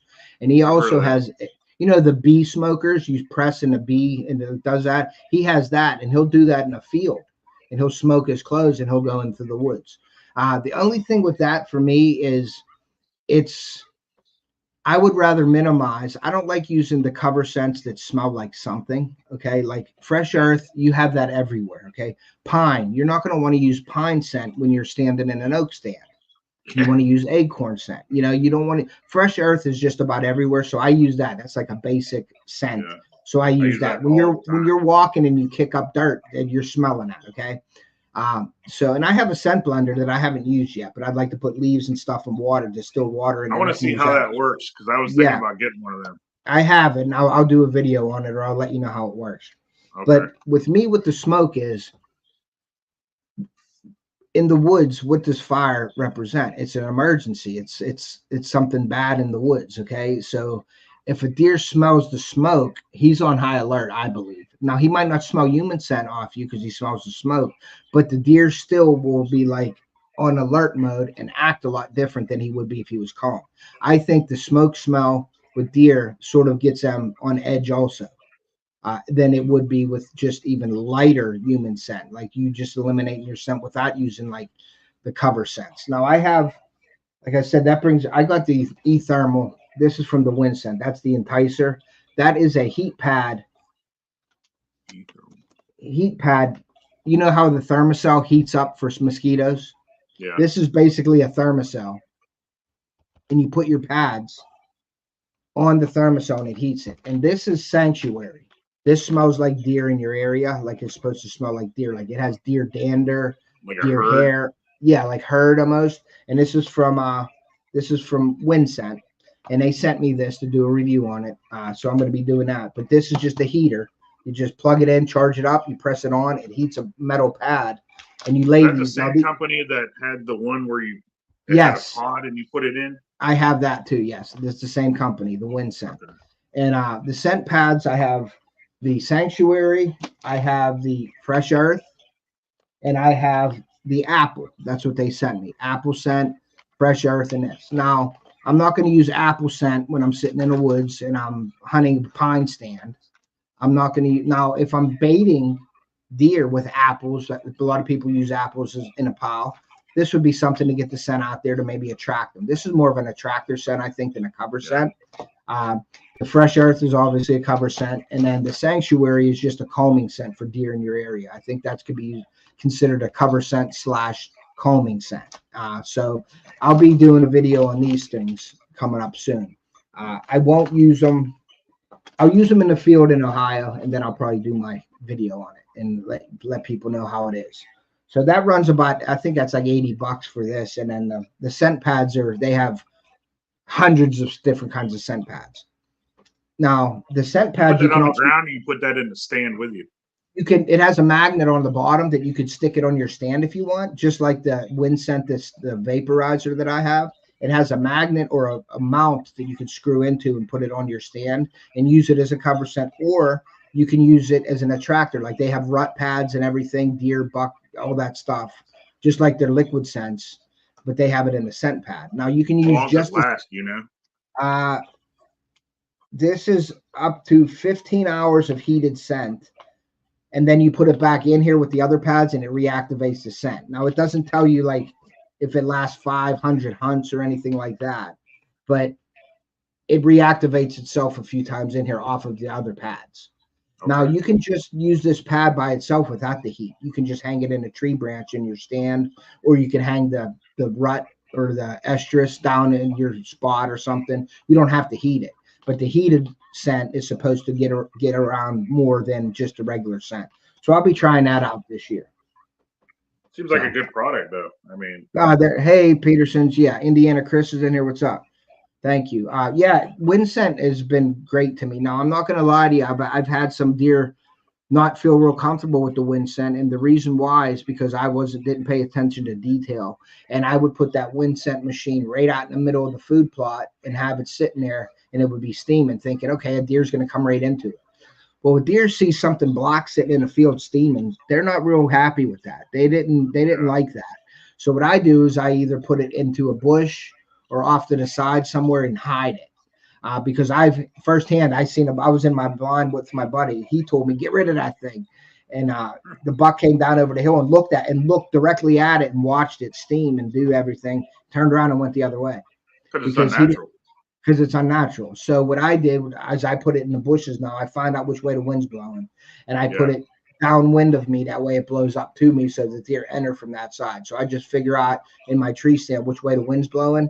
And I usually put it downwind of me 20, 30 yards and let it blow through. And then I have the remote for it that you can do every 1 minute or every 3 minutes. So usually in the mornings, I put it on every 3 minutes. And as it start going, if I see deer reacting to it in the rut, I put it on every 1 minute, and it sends out a scent every minute in the rut.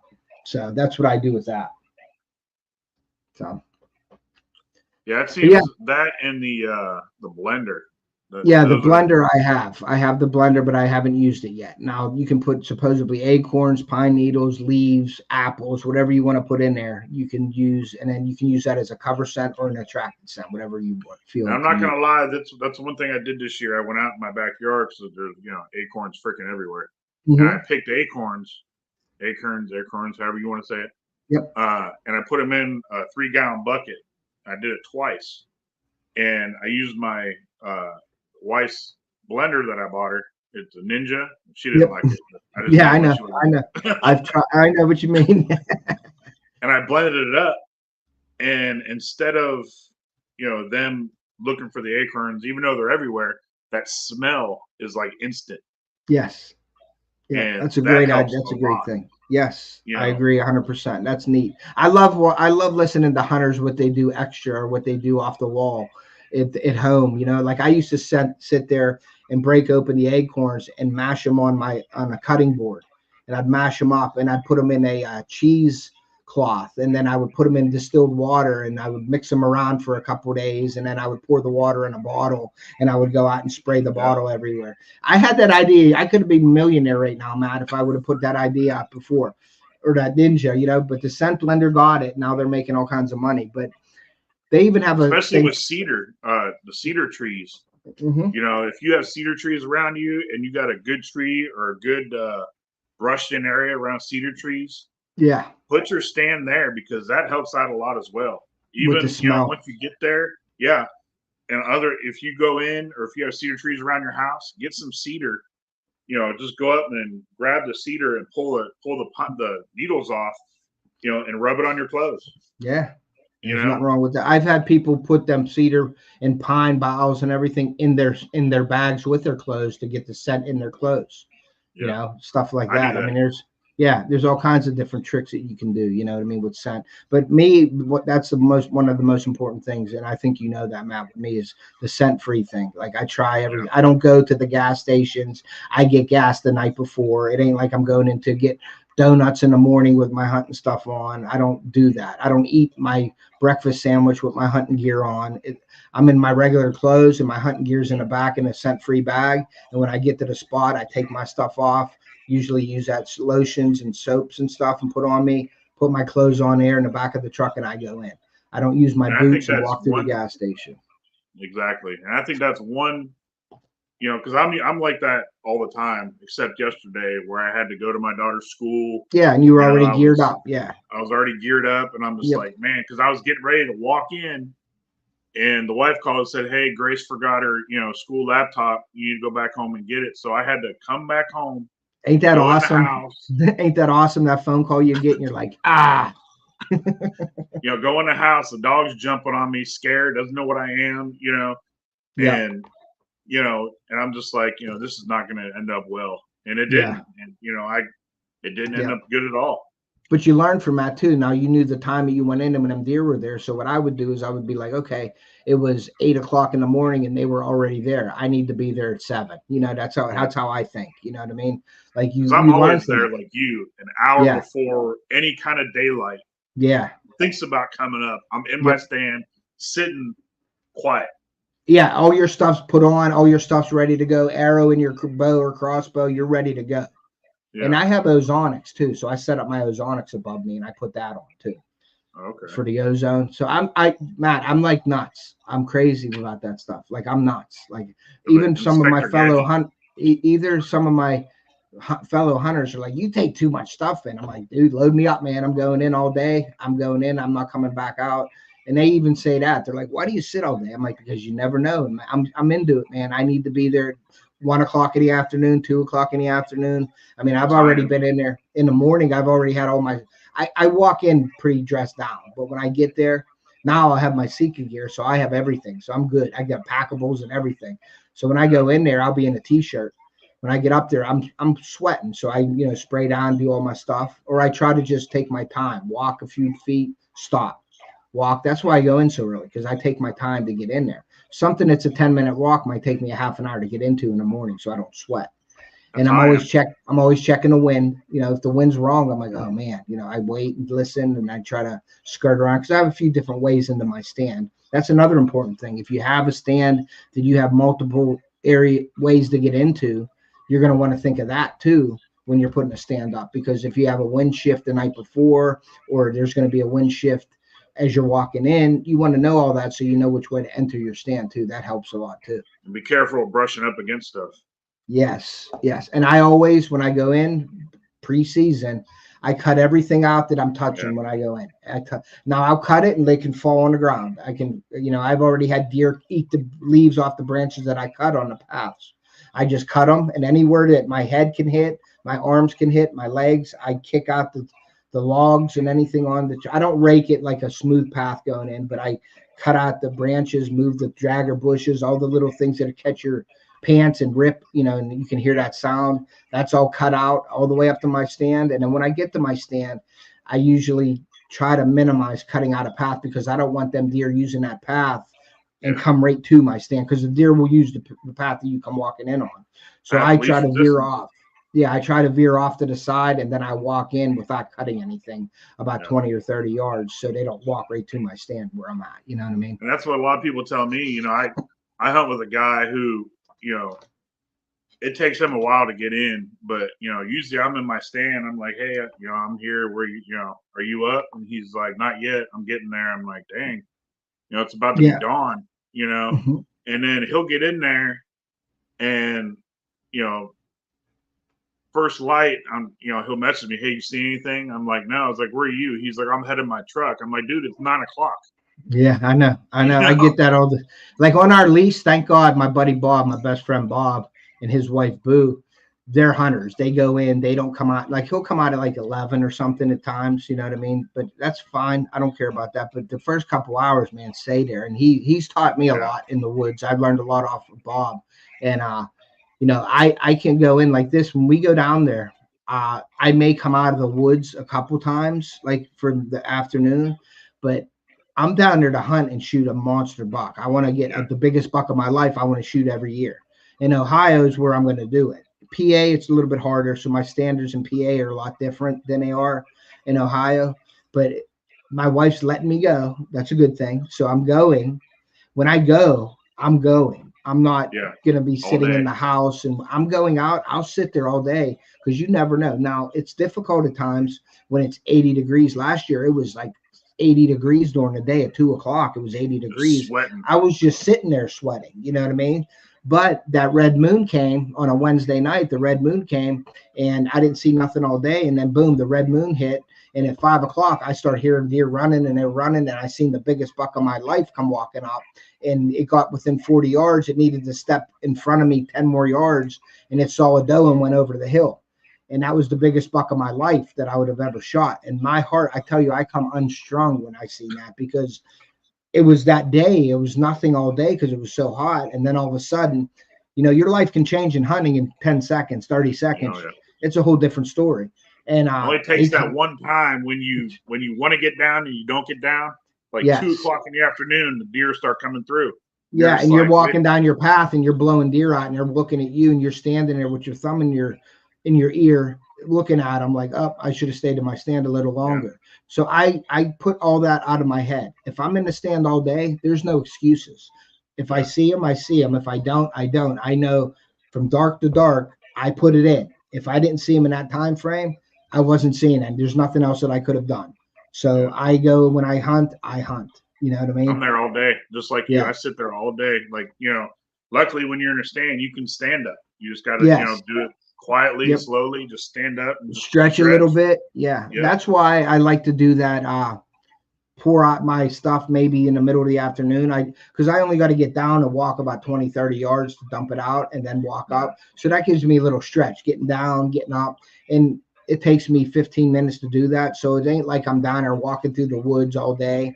I just get down, go over, dump, get back up in my stand. And that's my stretch for the day. But to tell you the truth, I lose weight during the rut, just like a buck, because I'm in a tree stand. I'm living off of nut bars and Snickers bars, and I don't eat real well during the rut, but we do eat Trail good when we go mix. back. Yeah, I do eat good when we go back to the cabin, to his house. We eat great. But during the day, I mean, I'm ready to go. I don't even care about eating, but I know you have to eat to be on top of your game. So I take nuts and berries and beef jerky, and I throw it all in a bag and zip it up and throw it in my packet. And that's what I live off of all day. And I take Yeah. like 2 or 3 drinks with me, and it's usually a pure leaf iced tea or something with me and a water, and I'm in there all day. And when I come down out of my stand, I'm ready to eat. You know what I mean? You'd be amazed. When I used to have a lease in central Arkansas and we drive down to southern Arkansas, I could hear the people like they're getting back to camp, and I'm still in my stand. I'm like, man, I wish they'd be quiet. And then all of a sudden, here come the deer. They push the deer for you. I hunt hunters myself. Yeah. I'll hunt hunter on our lease. Unfortunately, I don't want to say unfortunately, because I'm glad nobody's on our lease. It's just my buddy Bob, who's about 500, 600 yards away on the other hillside, and I'm on this hillside. So I know anybody in there, I can tell them, hey, you got to leave. But I don't have any issues with people coming in and going out when it's dark, when it's light, first light, none of that over there. But public land, that's a different story. You know what I mean? Yeah. You have people walking in at first light, walking out before it gets dark. It's just it's really tough. Like, so I'm really blessed to have a lease in Ohio for what I pay and who I'm with. I'm really blessed at that. So I'm like so excited about getting down there and getting at it this year. I'm just ready to go. One thing I miss about Ohio is those big bucks, especially when I lived in Northeast Ohio. Yeah. There's some big bucks in there. And that's a lot of people like, do you miss Ohio? It's like, the only thing I miss about Ohio is the seasons and the big deer. Yeah, because you can hunt forever down there. I think you can hunt into March or something almost for archery. You can hunt all the way to March. So that was one of the reasons why I got the Sitka gear, because that's late season cold hunting. You know what I mean? Yeah. Now my buddy has a blind set up over a food plot and a feeder. So when he gets a deer or his wife gets a deer and she's on that booze buck, that really good buck that's down there, that's her buck. And I just got that picture that I posted off of it. It's legit that I'd shoot too. But booze that's buck a nice is on. Buck. That dude's neck is like this. Yeah, already he's like that. So, but the booze buck has the triple beam, so that's unmistakable. I know that one, but I know first day that thing's gonna walk right past me, and I'm gonna be like, I can't shoot it.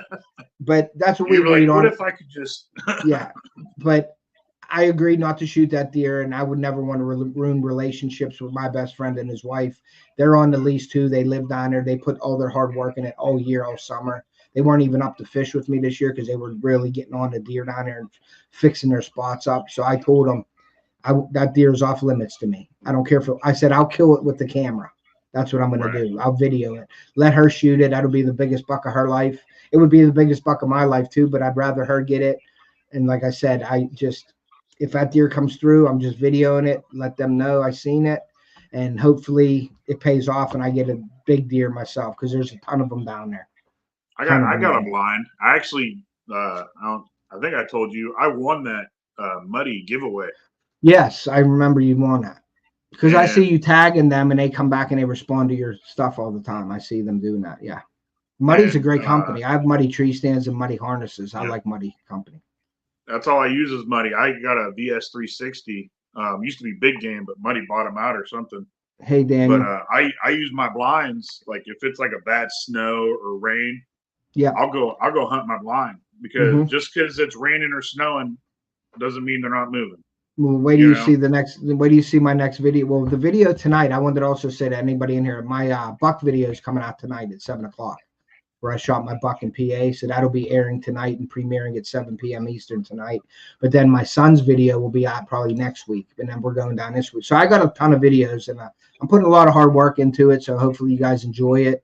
I really do appreciate all the comments and stuff. But getting back to the blind thing, Matt, is my buddy has that blind set up, and what we used was an old plastic shed from Home Depot. You know, those sheds that have the plastic. We put that up on a platform, and we have the shed with the plastic roof and everything. And we put a heater in there in January, and it's toasty. We're good. So when they get it, I won't hunt that blind until like Boo shoots a deer out of it. His wife will shoot a deer out of it, but he's jumping around. He's on a couple big bucks on public and our lease. So he's jumping around on public and stuff. It's just, I've had so many bad experiences on public down there. He just had his camera card stolen out of 2 of his cameras on public down there. They didn't steal the camera. They took the cards.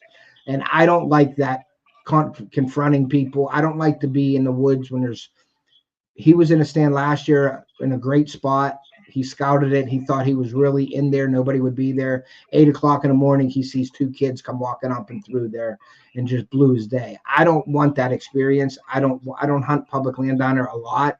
I do have a stand or 2 on public land. I don't hunt them much. If I'm not seeing nothing on the lease, maybe I'll jump around to just get a different scenery, different view of things.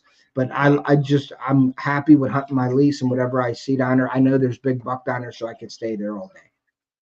But I don't want that experience on public land. He jumps around. He's had half of his ladder stolen and stuff. So I don't want to deal with any of that.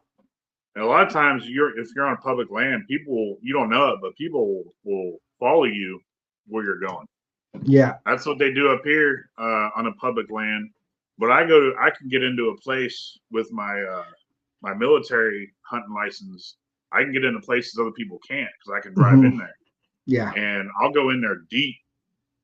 And I've never had anybody come up on me, but before I did that, I'll be in there, and then, about a month later, I'll go in and get my card, and there'll be people walking, looking. Like, you can tell they're looking for my camera because they're just like pointing and everything else, and it's just like, man, it's rude. That just ruins the spot. Yep. Yeah.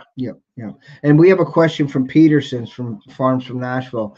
I have a Canon Rebel that I use to film. I use my GoPros, and I also have my iPhone 15 or iPhone 12 or 14, something like that. I use that too in certain situations. Sometimes I mount my phone right onto my crossbow, and I use that for the footage of the shot. But I usually use my Canon or my GoPros for all my footage. And I use the DJ. Use my GoPro. Yeah, the DJI mics is what I use too because they're an awesome. I'm sorry. No, you're good. I'm going to be getting one of those Canons. Yep.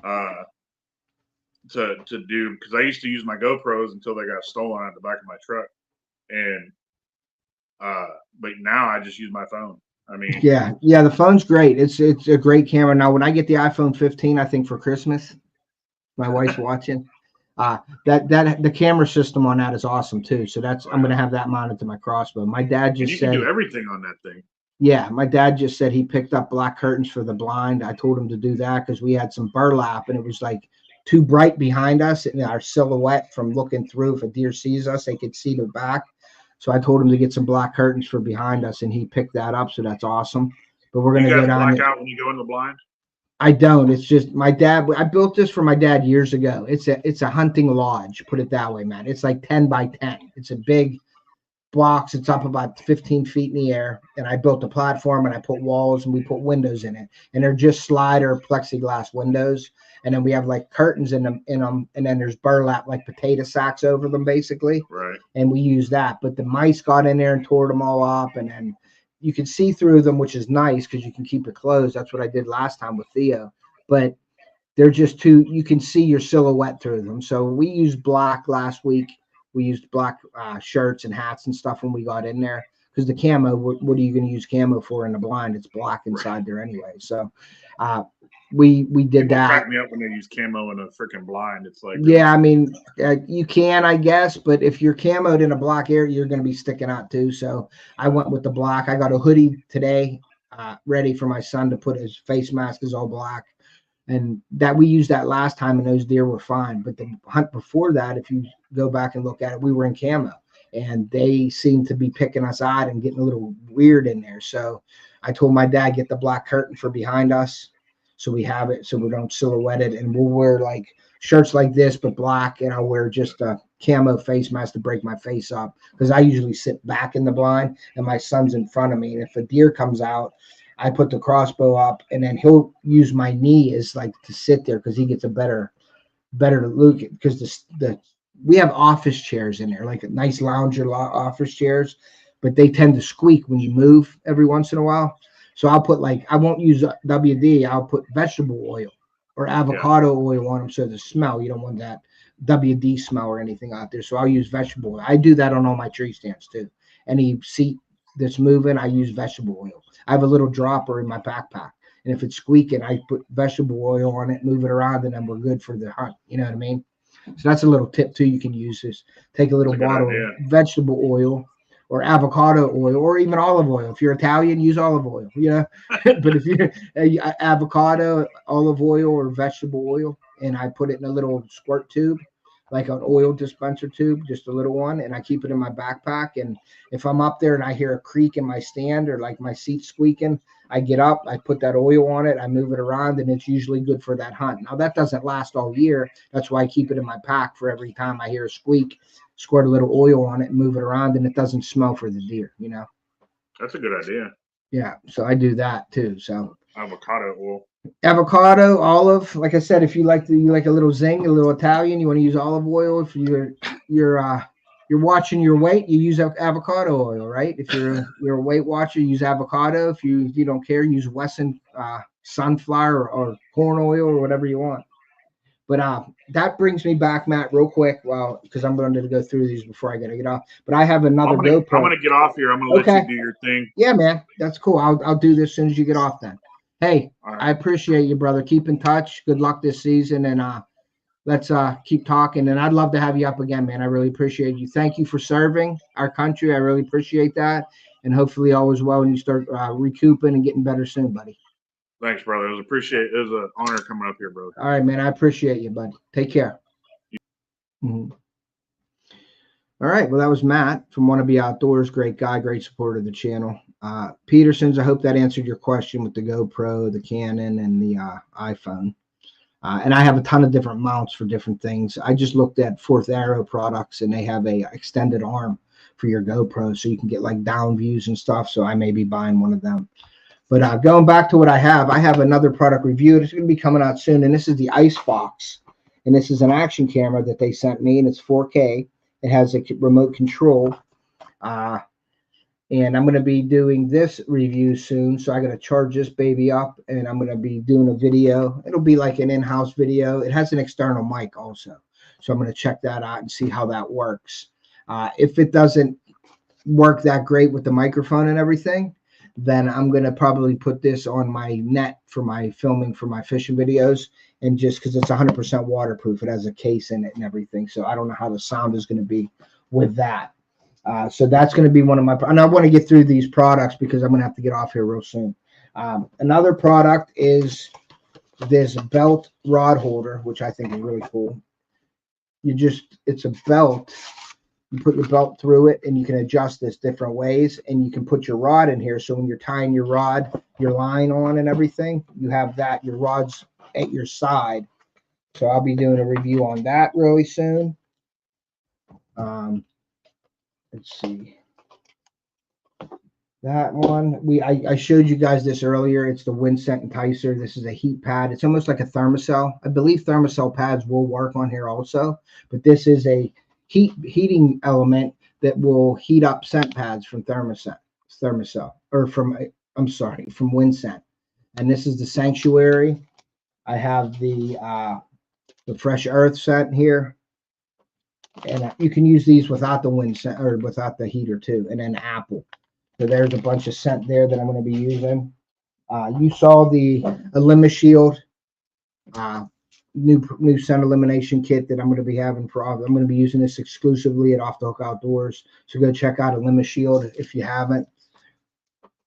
Yeah, no problem, Matt. I appreciate you. I appreciate you coming up, buddy. The deer are owing today 3 doe, 1 button buck in backyard. Cool. So that is that. And then I have a hunting light from Brynite. And that's a light that I'm going to be doing a video on also. So I got a bunch of product reviews that I got to do here soon. But, hunting comes first for me. So I'll be hunting this weekend with my son on Saturday. We're not going to be hunting all day. We have a baseball practice at 8 in the morning on Saturday, and then we are going to head down to camp and hunt the evening. Now the area that we're in, that evening hunt is pretty good for the food plots and stuff. So we see a lot more deer in the evening down there. I do have a ladder stand over the hill, but Theo likes seeing the deer, so he wants to go up in the food plot. So we're going to do that and hit that this weekend. And then I'll be back. And then next weekend, I'm trying to get down to Ohio. Well, this Sunday, I may be taking what we call a rocket run down to Ohio. Me and my buddy will be going down there to check cameras, dumping some minerals out again to get ready for the start of the my rutcation is what I call it. So that, keep an eye out for, it'll be the Ohio 2023 deer trail, and it'll be called the rutcation. I've been doing that for the last couple of years, so that's what it's going to be called. I'm probably going to do a few lives from my stand, and that's depending on the connection. Last year I did a live from the stand. It worked out, then it started not working real well. So I'm going to try to do a live from the stand. So make sure you guys tune into that. Check out the videos that I have already for the PA deer season, the 2023 PA deer trail. That's going. I shot my buck on October 9th. So tonight at 7 p.m. I'm premiering my deer video that I got my buck here in PA, but we're going to continue the season with the PA 2023 deer trail with Theo. So we're making videos now with him hunting and stuff like that. So keep an eye out for that. And like I said, I really do appreciate each and every one of you for coming in, supporting me. We really appreciate all the comments. I love to answer the comments. Sometimes it's tough because I get so many of the comments and it's hard to react and answer all of them, but I do answer all of them. It might take me a few days, but I do answer all of your comments. So we really do appreciate that. Just go by, check it out. Check out my website on the fishing part of things. I have a website that is Off the Hook Outdoors. Let me get that up here real quick for you guys. The website is right here, guys. If you go check it out, I sell some baits and things on there. If anybody wants to get a hold of me, there's my email at tedpolanowskijr@gmail.com. I have a PayPal if anybody would like to donate to the channel. We appreciate each and every one of you guys for doing that. PayPal, and I have Venmo. That all goes right back into the channel for products, for baits and things like that. I want you to check out Rubline Scents. I'm a pro staffer of Rubline Scents. If anybody's interested in any deer scents, go over to Rubline, check them out. And there are a few people that I want you guys to check out also if you haven't. We have the Rubline Scents channel. So go over to YouTube and check out the Rubline Scent channel. We have Adam from Freezer Bound. Good friend of mine, great channel. He likes to get the kids involved in everything. So go check out Freezer Bound Outdoors. We have Big Tiny's Rick. He is the national sales rep for Rubline Scents. So go over to his channel and check him out. He's at Big Tiny Outdoors. Great friend of mine, City Sticker Chris. He helps me a lot with the food plots. He has some great videos over there. So go check out City Sticker Chris. Let's see. We got the Rubline. And another guy that I want you guys to check out who helps me with all my technical needs and can help you also. If you have any questions about videoing, anything on YouTube, how to do something, how to run a live stream, what speakers, what camera, what drone, everything you need to know, please go to JJ Drones. And there's his email right there. And go check him out for his, that's his website, I believe. Go over there and he'll be happy to help you with anything technical. He's done it for me. He's on my call list, number one on my call list when I have an issue or problem. So make sure you go over there and check that out. And once again, you can see the ticker going across the screen at the bottom. Tonight at 7 o'clock is my premiere of my PA buck that I took. So go over, check it out, share it out. We really do appreciate that. And today, I really enjoyed today's talk with Matt and you guys. Like I said, if you guys have people that are interested in hunting and everything, please let them know about my channel. I really do appreciate that. We try to talk about hunting and fishing here, but today and this time of year is all about hunting. So there'll be more lives coming around this time during the week because I do work from 3 to 11:30. So it's the only time I can do my lives right now. So I'll be doing 11:30 to 1:30, 2 o'clock lives during the week. So if you have a time, if you see me, just stop in. But once again, guys, like I said, good luck this season. I'll tell you hunters out there, have a safe season. Really do appreciate each and every one of you for coming in and all your support. Squirrel, what's up, Squirrel? Thank you for coming in, buddy. I appreciate you so much. All you guys have been great. I love talking to each and every one of you. So I'm going to end this live, guys. And once again, have a great week. Like I always say, take a kid fishing and hunting. We want to preserve our sport and pass that on to future generations. And we will see you.